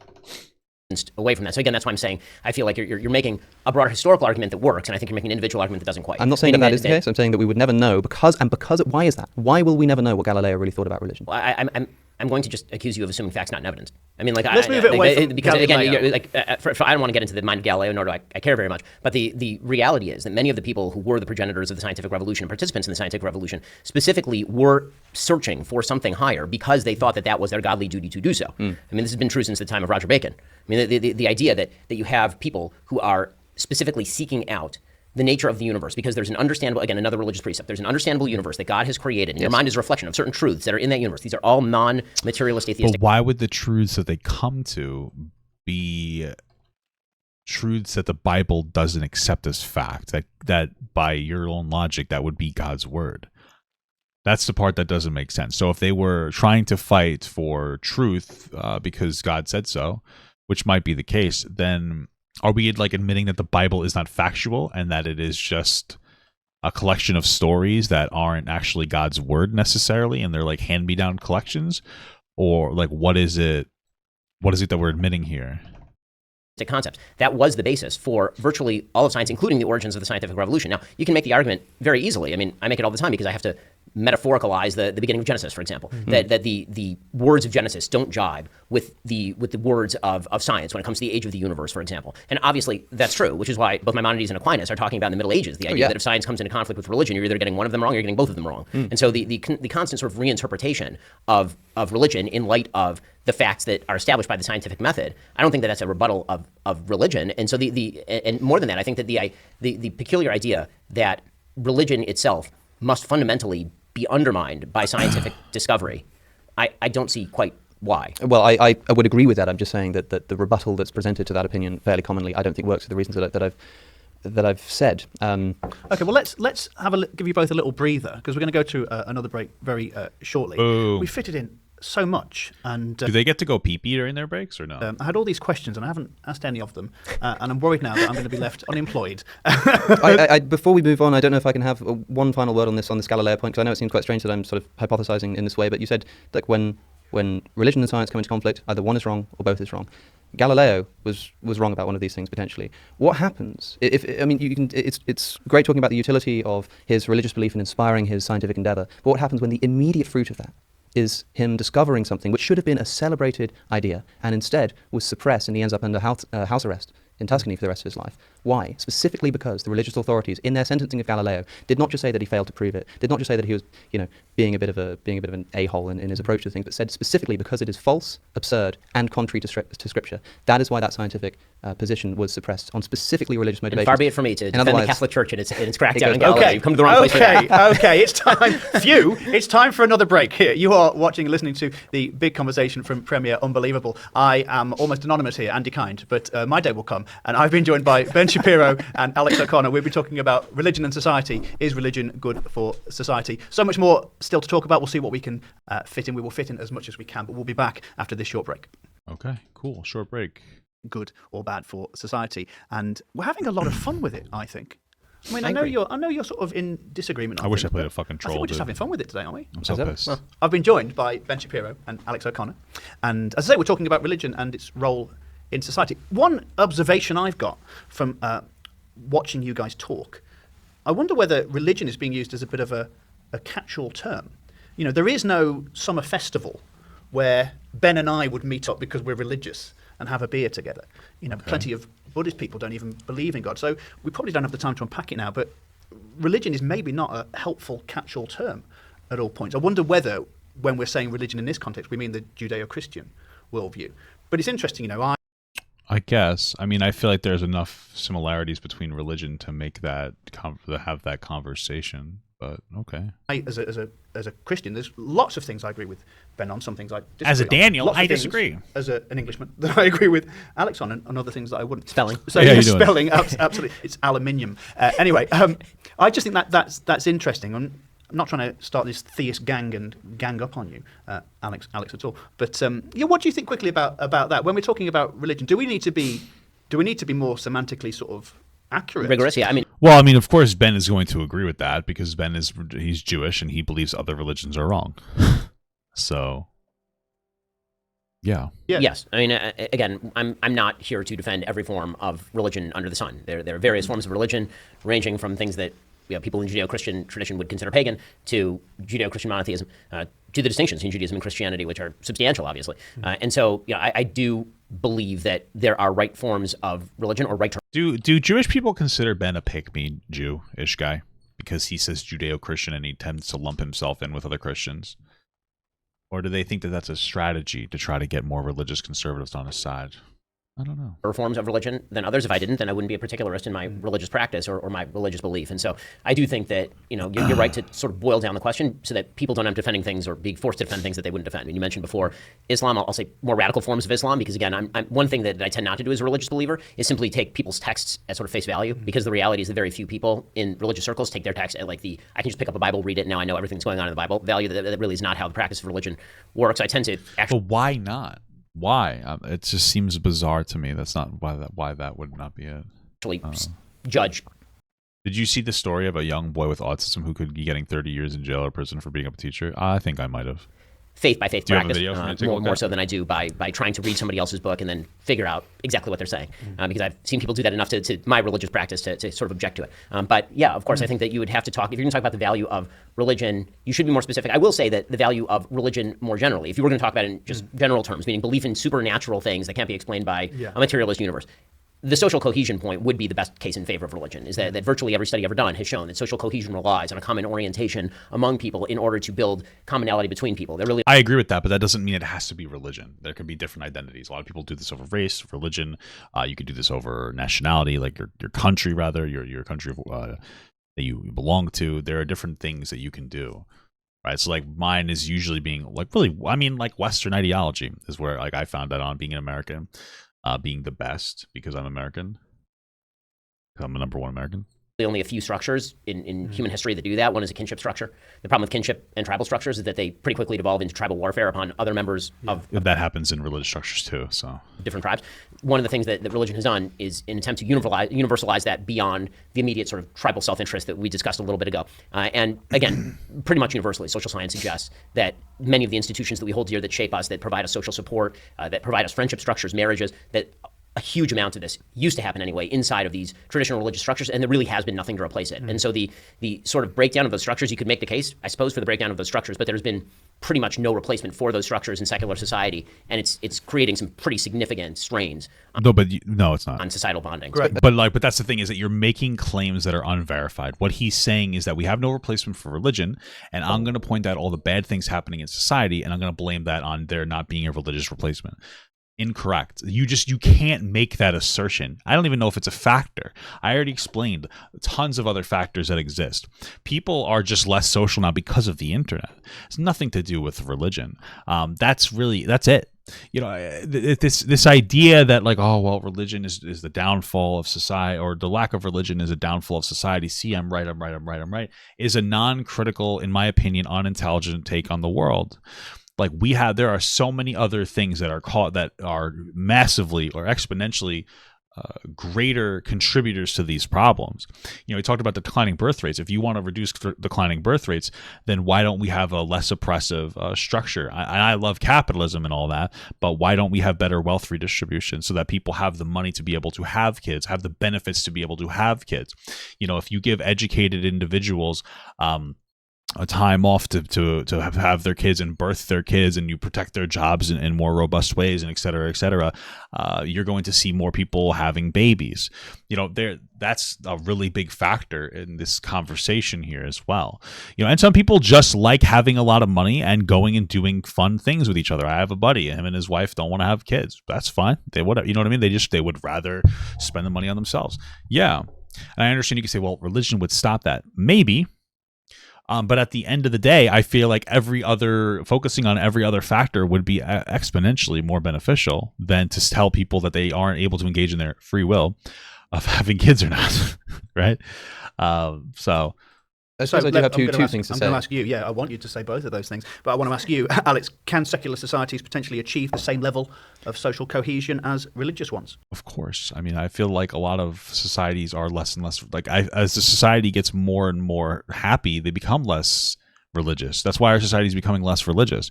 We objectively live in better conditions than Middle Eastern countries, many of them. And I think that's one of the things that turns people away from religion is like, oh, I have something else. I have something else that I can focus my time and attention onto. I think that's a big part of it. Potentially, maybe. I don't know. That seems to be an empirical question, insofar as we can have empirical data on social cohesion as a subject. I wanted to, I suppose, in response to that question, mention the history of the United States as a constitutionally secular nation presumably the discussion there devolves into whether America can be described as a Christian nation or not. But based on what you just said a moment ago, before we maybe get into that, you said, of course, we need more specificity is hardly ever worse than less, and that you're not trying to defend all religious traditions. And then you say, but look, this idea of there being a God and there being an unalterable authority and a moral author of the universe is itself valuable, and without it, there are all kinds of societal discohesion comes about. In that case, for example, I wonder, and I hope it's not a crude question, and it's one sort of stemming from genuine interest. Would you rather your child comes to you and says, I think I'm going to convert to Islam, or said, I don't think I believe in God anymore? As a Jew, I'm interesting. That's an interesting question. I saw it coming too, right in my face. fairly indifferent on the question, meaning that my priority is for my child to remain a Jew. And which direction they go from there is of much less interest to me than. Sure, but which one do you think would be better, and based on your own moral worldview, being converting to being Islamic or being atheist? Right, that was the question. I mean, I would rather my kid go become atheist. I don't know what to tell you. I don't particularly care for any Orthodox religious individual, but I mean, at the end of the day, as long as they maintain values, I wouldn't really care. So, I mean, I would prefer, I guess, agnosticism, but staying inside the religious tradition that I believe is correct. Okay, maybe I should rephrase to say, suppose that half of the U.S. population immediately, right now, and half of let's say half of the Christian population. So it's not to do with Judaism, and it's not to do with your own family. Half of the Christian population in the United States are immediately going to convert today to atheism if you press this button, or to Islam if you press this button. I'm just not going to press a button. So I'm going to ask for more specificity in line with the conversation. So which form of Islam are we talking about, and which form of atheism are we talking about? Because they come in various ranges. But meaning, like, if we're just starting, that's a fair question. I mean, if they're like if they're westernized Islamic people, then it doesn't really matter, right? So someone's hiding in here. What the hell is this? A fucking bush? Who's hiding in there, pussy? The premise of no God or Islamic God, that actually is not enough information. Because as I say, I'm not judging people based on their faith propositions nearly as much as I am based on their behavior, which I think they base on faith propositions. Well, let's say this is the only thing that changes. You press this button, half the Christian population become convinced that there is no real God of the universe. Everything else is random. Whatever you might, because what we're discussing here is essentially what are the implications of such a worldview? What are the implications of atheism, which is just the disbelief in God, or the belief that there is. People have memories. Sorry, in this hypothetical, do people have memories, or they don't have memories? Because this makes a difference. They have memories. Okay, fine. Yeah, I understand why he's saying that, because like even if you are atheist now, like let's see, for instance, this is an argument that you could probably make as a religious person. For me specifically, is that like, okay, you aren't as religious as like my mother is, for instance, but you were still raised with religious values, and so even if you aren't as actively religious, you are still going to have a higher chance of maintaining those religious values. And so like, I don't care that you aren't as religious. That would be the argument there. So then probably in the West, atheism, as opposed to a more radical form of Islam. That's why I was asking for specificity. Well, the button on the right-hand side was going to be that they just become convinced that Muhammad is the final prophet of God. Right, and again, I was going to ask for more specificity on that, because I know many moderate Muslims who are not radical in the implication of their faith, as opposed to some who very much are quite radical in the implications of their faith. So, but let's, if you don't mind, I'm going to set up your hypothetical in a way that I think is more clarifying for me anyway, and that is button on the right is radical Islam, like Taliban-style Islam, and button on the left is don't believe in God. Well, I mean, you can do that. No, the reason I'm doing that is because that elucidates a difference that I think is being obscured by the simple sort of belief in God, not belief in God question, meaning that the cultural heritage of that's why I asked if people have memories or people don't have memories. If people have memories, then that looks very much like secular Europe right now, which does have the cultural in the heritage bloodstream a lot of Judeo-Christian values in a way that would not be true if you were without memory. Right? Would I rather that a child found in a forest be raised in a moderate Muslim household, or be raised in a secular communist household? Or a secular atheist household, if I may say. Again, from which tradition? Are we talking in the USSR, or are we talking in Britain? What are we talking about? We're talking about Britain. Okay, so we're talking about the US, but let's say Britain. In Britain, depends on the strain of Islam. If we're talking about like a liberal form of Islam, which do exist, then probably a liberal form of Islam. If we're talking about a fundamentalist form of Islam, then probably a secular strain of Britain. Fine. The second point was to say... Okay. I mean, I understand and agree with that, sure. I mean, you mentioned not wanting to take Scripture at face value, and I understand that the difficulty of taking Scripture essentially out of context and trying to take a literal approach where a literal approach isn't supposed to be taken. I mean, people forget that the Bible is a collection of books rather than a book with lots of different with an oral tradition and all that. I saw a video once of somebody trying to use the Bible to disprove the divinity of Jesus by quoting the book of Job, saying, "God is not a man that I might question him." God is not a man, you see. And I thought, not only is this in the mouth of Job, but also, that's the kind of thing that we want to avoid. But it does seem to me that there are some things within religious scripture that do need to be taken seriously and do need to be taken essentially at face value. That is some of the very specific legalistic commandments of the Old Testament, for example, or the Hebrew Bible, I should say. These are not, when people list these and say that these are potentially morally problematic and may have done something towards hindering, for example, like I mentioned earlier, the abolition of slavery in the United States. Of course, there was a great deal of religious influence on both sides, which is something that I've already mentioned. But don't you think that this problem could have been solved a lot more easily if there had been a stronger religious tradition of opposition to the ownership of other human beings? Why can't that have been the case? Okay, because so Scripture quite explicitly condones it. Right, and in fact gives you the details of how to do Yes, it. so That's something that couldn't have been done, in other words, because now you've taken I guess you tell me to gloss. So this moral here's principle that's placed outside of meaningful debate. Right. Before we move on, can I ask, where are we getting these buttons from? Are they from Amazon? You know, you press one and everyone's an atheist. There's this wonderful thing Are these available on the market? that I think you both need to use in this conversation, What the fuck is he talking about? which is imagination. Oh, right. Okay. So let's. As far as why didn't the Bible prescribe the perfect world as I would see it, or as you might see it, and No, as God would have seen it. That's the issue that I have. That's the problem. It's not as like, why hasn't it described the perfect world as we see it? That's not what we're asking. That's not the question. The question is, why is if God is against slavery, why did he explicitly condone slavery? It's like the very simple question, right? Like, how did we come to, did God change his mind? Was he wrong? Is he not absolute? Is he not all knowing? Is he not all intelligent? Why is it that the Bible is okay with slavery? That's the real question more than anything else. the answer is because two reasons. One, as stated right up top, I'm not God. I assume he has different logic than I do. Mm-hmm. Two, the Bible is in an inherently problematic position in the sense that, on the one hand, it's trying to divulge important truths for all time. At the same time, it's talking to a people of a particular time. Yes. And this is a well-worn tradition inside Judaism. So why not talk to people now? Why talk to the dumbest version of people that have existed that we know of, or, instead of people now? Why not just come down and say abortion is bad, being gay is okay, or being gay is bad? Why not just say these things? And so to take the slavery example, there is no mandate to hold slaves in the Bible. Right? There are lots of mandates in the Bible. Many, many mandates. There are 613 of them according to my religion, right? That's why I do all these weird things that I do. Right. It doesn't have to be a mandate. There is a justifier that says it's okay to own slaves, and that it's okay to treat them differently, and it's okay to rape them. But one of those mandates is not to hold slaves. Right? And so the idea of there was a society that existed at the time of the Bible in which slaveholding was not only ubiquitous, it was universal. And which was true for, why would God flood the world because people were annoying, but he wouldn't do something similar to literal human oppression? It doesn't make sense. I don't understand. Clearly, God will intervene occasionally. Virtually all of human history. That's right. And could be justified not just in terms of religious scripture, but in terms of Aristotelian thought, right? I mean, the great philosophers we like to cite sometimes in the secular tradition are big fans of slavery. And that's true virtually up until the 18th century. Yes. So the idea would be, is this verse attempting to woo people away from a tradition of slavery or to humanize the slaves? Or is it attempting to reinforce that by making it harsher and more difficult? And that's why actually one of the things I enjoy doing in terms of how I study the Bible, for example, is I like to look at contemporaneous religious texts of the time. So I like to study the Bible alongside, for example, Hammurabi's Code. And it's really interesting to notice the differences and where the Bible is liberalizing Hammurabi's Code, for example. Absolutely. And so the idea that a divine revelation has to be given to human beings who are capable of following that in the time, again, that's part of the difficulty of I think, rebutting religion in a certain sense, because, again, it seems wiggly, but it really isn't, in the sense that if you believe, as I do, in a God who spoke to human beings in some form or fashion and has to speak to them on a level that they can understand, in ways they can understand, then that... What's difficult about God saying don't do slavery? There's nothing non-understanding about that. Is God like, I don't want to completely disrupt the society that has been created around slavery? Is that the argument there?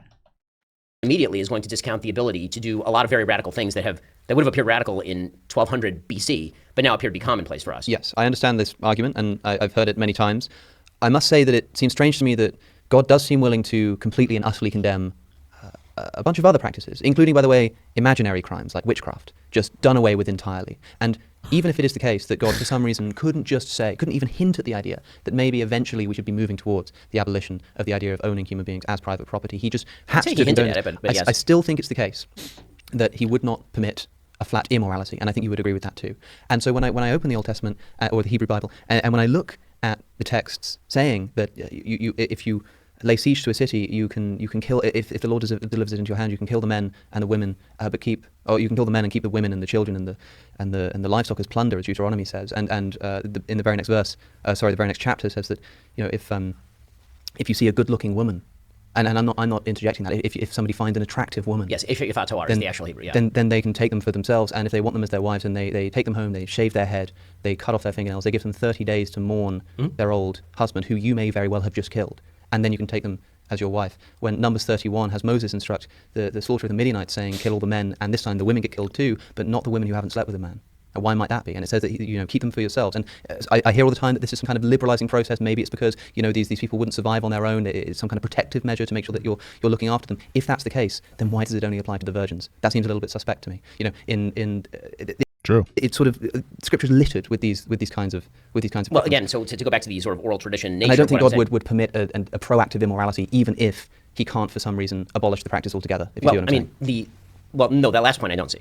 So when you say even if he can't abolish the practice altogether, well, which already no, I think he would be able to do. Right. So the question is whether he can or whether he can't. If he can't abolish the practice, then the idea of wooing people away from a particular type of sin through a gradualistic process is known throughout societies across human history. I mean, the gradualistic processes are the way that most things get done across human history. And by the way, the universal practice, unfortunately, up till today in many places in the world, is in fact the extreme version. I just don't understand, why would God have to gradually woo people away from the practice? It just doesn't make any sense. And like he had said, the foundation seems to be in that case that they're a virgin, so they're more pure and it's okay to have sex with them. But the women who aren't pure, you can just kill them. Well, none of this makes sense. I mean, it doesn't make any sense to me. None of that makes sense. It doesn't make sense to me that God would flood the fucking world because people were annoying, but he couldn't just say slavery is explicitly bad, and if you're doing it, you are explicitly bad.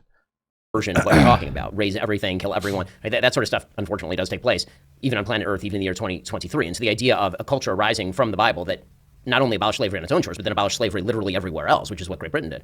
That, again, to separate that off from a tradition that also says that every human being is made in the image of God, right, to the verse from Genesis, or that you have to treat the stranger well, right, which is repeated more than any injunction in the Bible, right? There are these traditions that are at war with each other inside the Bible, which is why there is this hotly... Yeah, right, which is another problem. Why are there so many inconsistencies in the Bible? And then if that's the case, that it's up to people's interpretation of the Bible, then why should we listen to their interpretation if they're all so conflicting? I mean, God is apparently talking to people who are writing texts, and then we're like, yeah, this is a good one. Why is it that if we can decide that slavery isn't so bad, why can't we support the concept of homosexuality in the Bible? If you want to make the argument that the Bible is actually against slavery because things change, et cetera, then why can't we do the same for homosexuality? Fought kind of argument inside biblical circles about all this stuff, which again is one of the reasons why I said right up top, when it gets to, I can't just open the Bible and interpret the text as I would see fit. You say, well, I don't like this verse right here. Contradictory? What was that? You say that Scripture is contradictory? Well, I say that Scripture is, some Scripture is time-bound and some Scripture is not. So the easy one, the sort of easy way to distinguish is that when the Bible says not to do a thing, then that tends to be non-time bound. And when it says to do a thing. And when it says to do a thing, that may be a temporary permission structure, but it could also be a wooing. And by the way, again, I'm not speaking out of turn here. This has been 1,500 years of Jewish reinterpretation of Ancient Fatah, to take a quick example, right? The War Bride, the long-standing Talmudic tradition, which again is almost 2,000 years old at this point, is that was deliberately an attempt to avoid mass war rape, which again, you can scoff at that, but mass war rape happened on this continent 70 years ago when the Russians literally raped everyone as they came into Germany. So these evils continue to exist in the human heart. Even if this was a liberalizing force, and even if this was not as bad as other slavery, do you think that the ownership of other human beings under the conditions of the Hebrew Bible are immoral? Yes. So how do you account for God commanding something which you now see to be, or rather permitting something and explicitly and giving you details about how to do something which is proactively immoral? Because he's not permitting me, permitting my great to do something immoral. To do something immoral. That in the time was not considered immoral. It wasn't considered immoral, but was it immoral? By today's standards that were developed by the Judeo-Christian tradition, sure. By today's standards developed under the Judeo-Christian tradition, immoral. So which, by the way, you're living off that. You're again, not to get back to the Tom Holland argument, you're living off the remains of this. I mean, where's your morality coming from? But who's the moral relativist now? I mean, it seems that a moment ago you say that the great success of religion is providing a sort of untouchable moral basis that sort of transcends human affairs and human debates. And now when I say, well, look at this, open your own religious scripture and look at this blatant immorality, you say, yeah, but that was considered to be fine at the time. It's considered to be bad now by the progress of Judeo-Christian. There's a question. It's got to be tough to be religious, man, because you really just don't have a fucking answer for anything that's going to be satisfactory. I mean, these are all great arguments. How do you contend with that? I just there's too many inconsistencies. There's too many questions that are left to be unanswered. I mean, I don't know why they never talk about the age of consent conversation either. and why like that's okay. But then you would just make the argument like, well, historically they were, molesting children when they were even younger before their period. So we'll just say, hey, once you go on a period, you can marry this kid, but you have to marry them so that you take care of them as well. I'm just not really buying it. If we have a God who's supposed to be all knowing and all powerful, why is it that he has to slowly ease us into these practices? It doesn't really make any sense. Why can't he just rain the hammer down and say you have to do these particular things or you're a bad person? I don't get it. Who's the moral relativist? Well, it's not relativistic to say that a thing that is wrong today is considered wrong today because of a tradition that developed over time. The question I'm asking is not, was it considered right or wrong at the time of biblical slavery? It was wrong. Was it wrong? It was wrong then to hold a slave. Yes, it was wrong then to hold a slave, obviously. And also, if you are God and you are pragmatically attempting to woo people away from slavery, was it a practicable thing to simply, quote unquote, abolish slavery? Or here's an idea, for example. In the book of Exodus, God says, I think in chapter 21, maybe 22, says that if you have a Hebrew slave, you're to let them go after 7 years. If that Hebrew slave comes to you with a wife, then after the 7 years, you let them go too. If you give the Hebrew slave a wife and they have children, then after those 7 years are up, you give the man a choice. He can go after the 7 years, as per, but you keep his children and his wife. Or, and here the scripture says, if he says, I love my wife, I love my kids, and my master, as if that's going to be one of the principal considerations, then he can stay with you, at which point you take him outside, you pierce his ear like cattle, and he becomes your property for life. Now, here's a suggestion, for example. If it was already established that Hebrew slaves go after 7 years, and it's already established that if they come with a wife, they can go after 7 years, then if I give them a wife and they have children, would it not be, it doesn't seem to me particularly revolutionary. It doesn't seem to me the kind of thing that would have caused such social discohesion that God just couldn't have found a way to do it, to say, well, why not let the whole family go free after those 7 years? With the knowledge beforehand that if you give this Hebrew slave of yours a wife and children, they'll get to leave with them. That seems to me, for example, a minor improvement that would not cause this kind of revolutionary earth-shifting, he couldn't have just gotten away with slavery. Maybe that's true, but something... I think it's interesting because I wouldn't doubt that fundamentally speaking, the way that the Bible is written might be trying to communicate to that society in a more reasonable way to shift them in a different moral direction. I can agree with that. I can believe that. That makes sense to me. But the idea that it is God who is the one who is trying to make that shift, I don't buy it. Right? There's a difference between some people in society who maybe are looking at slaves and going, we really shouldn't own these motherfuckers. And so let's write like some laws against that, but let's not system shock too hard. Oh, I buy that. But to say it's God, somebody with the ability to flood the world, somebody with the ability to take people and spread them across the world and change their language because they're all trying to build a stairway to heaven. That I don't get. That doesn't make any fucking sense to me whatsoever. That's illogical. It makes no sense. The thing as obvious as this to me, it seems that if that is the case, that could have easily been done, then the failure to do so and the keeping of that Hebrew wife and their children as the master's property, that itself becomes an immorality that is dictated. In fact, with your premises, I agree with your conclusion. I think that the question as to how much social discohesion would it have caused to do a thing is an open question. I think the other question that sort of remains open here is the incentive structure as to whether you accept a wife from your master. Right, so I don't want to get into the abstruse. How do you not accept a wife from your master? Like, are you allowed to even make that decision in that time? There's 70 volumes of the Talmud that are literally about this sort of stuff, and then copious writings in terms of reinterpretation. Yeah, we're hardly the first people to talk about this. Exactly. This is not the first time these questions have come up. But I think the general point is sort of one where either we can dive into that full time and you can spend your life becoming a rabbi, which, enjoy. Could happen. You have the beard for it. Your beard is further along than mine. Or we can sort of stipulate at the top that there are certain biblical interpretations that are abstruse and difficult, and that has been a reality of religious life since the beginning. Well, I can agree with that. We need to step from the past into the future through this conversational portal that we've got available to us. Obviously, everyone at this table would agree that holding a slave is wrong, in the same way that the man you kept talking about who you thought was coming to kill you, we would all agree that that's a problematic thing. And it does seem, so I'm not going to get you to defend this because I want you to come up with another game show where you solve the future problems of society for us, Alex. It does seem that on an atheist worldview, it is difficult ultimately to say what is good, what is right, what is wrong, but we can be practical about it, we can be functional about it. So come on then, for the future, give us some practical secular philosophies that can really help to build social cohesion for the future. You've got about a minute to do that, then we'll get... Yeah, I mean, just treat others the way you want to be treated. I think that obviously in order to flesh out some kind of a societal moral code, it needs to be more than a minute right? We need a complex structure, of course. But at the end of the day, like, treat others the way you want to be treated. People should be as free as possible without having a negative impact on the freedom of other people. That's pretty much what it boils down to. That's why you're allowed to drive a car, but you can't drink and drive, because even that can hurt somebody else. That's why you're allowed to defend yourself, but not if and only if it's stuff in defense. You can't just go around murdering people, because that removes their agency and their autonomy. Obviously, there are some things that you might have to do in a society that might remove some of your agency for the betterment of society. Like, hey, you all have to get vaccinated, because if you don't, that could cause a societal spread that could hurt people based on a different virus or some kind of a virus. Not just COVID, it could be anything, right? And so, like, in order to be part of society, you give up small parts to have a greater overall impact on yourself as well, because you get to be in that society. And you just have to make individual decisions based on what's going on at the particular time. What do you do? That's pretty much it.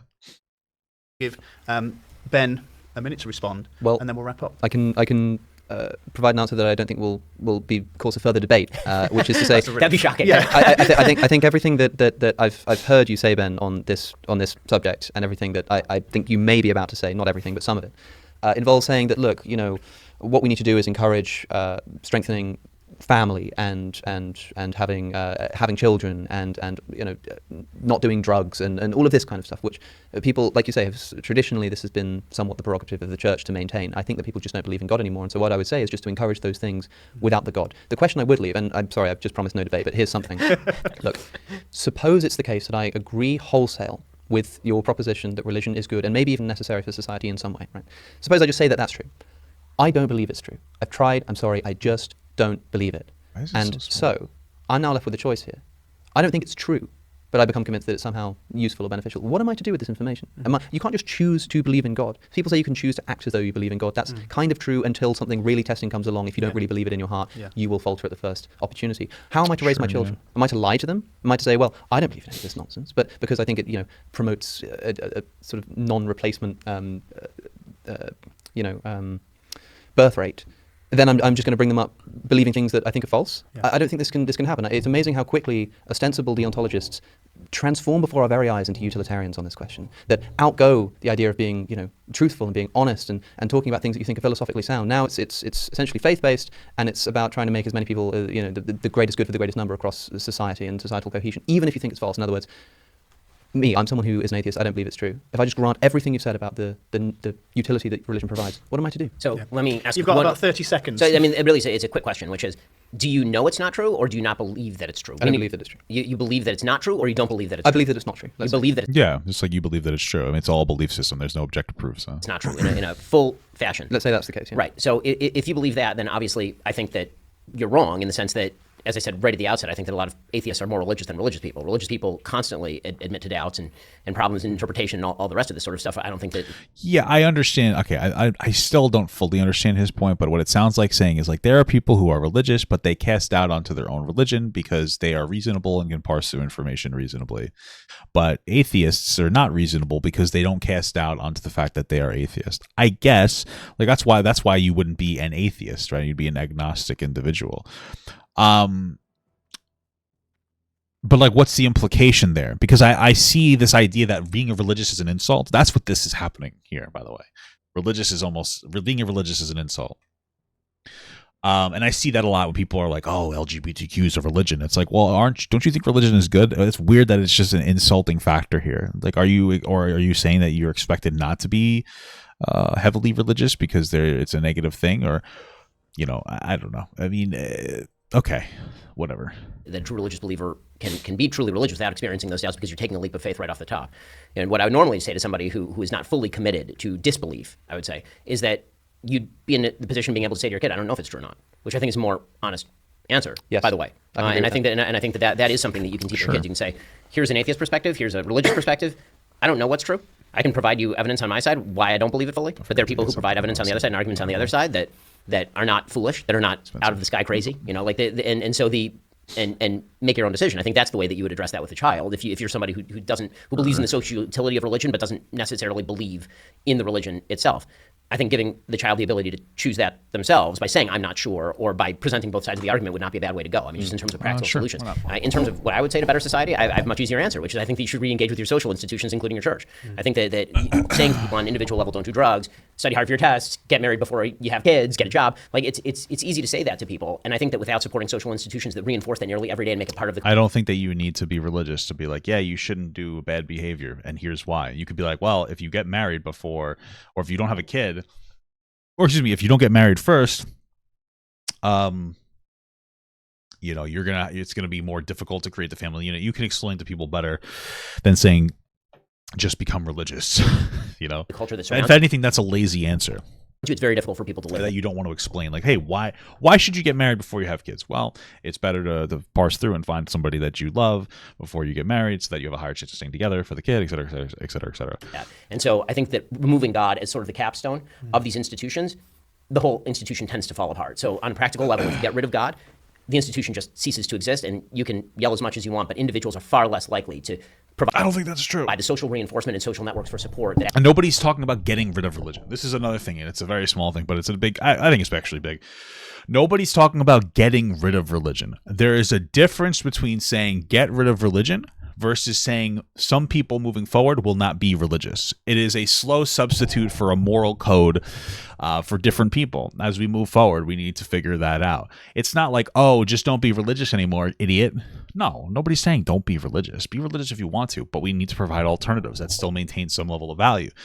Many of our values, which are not necessarily supported in the Bible, like slavery, right? That's the conversation. It's not a system shock, get rid of religion. It is like, oh, for some people who want it, what's the alternative to be religious that will still maintain a positive moral framework? Actually create the bases of a good, fundamentally solid civilization than an individualist civilization in which all you can do is basically encourage someone to quote unquote do the right thing. Amen. Well, the fact we've managed to keep Ben Shapiro within the 24 minutes is a miracle in itself, a miracle that Alex doesn't believe in.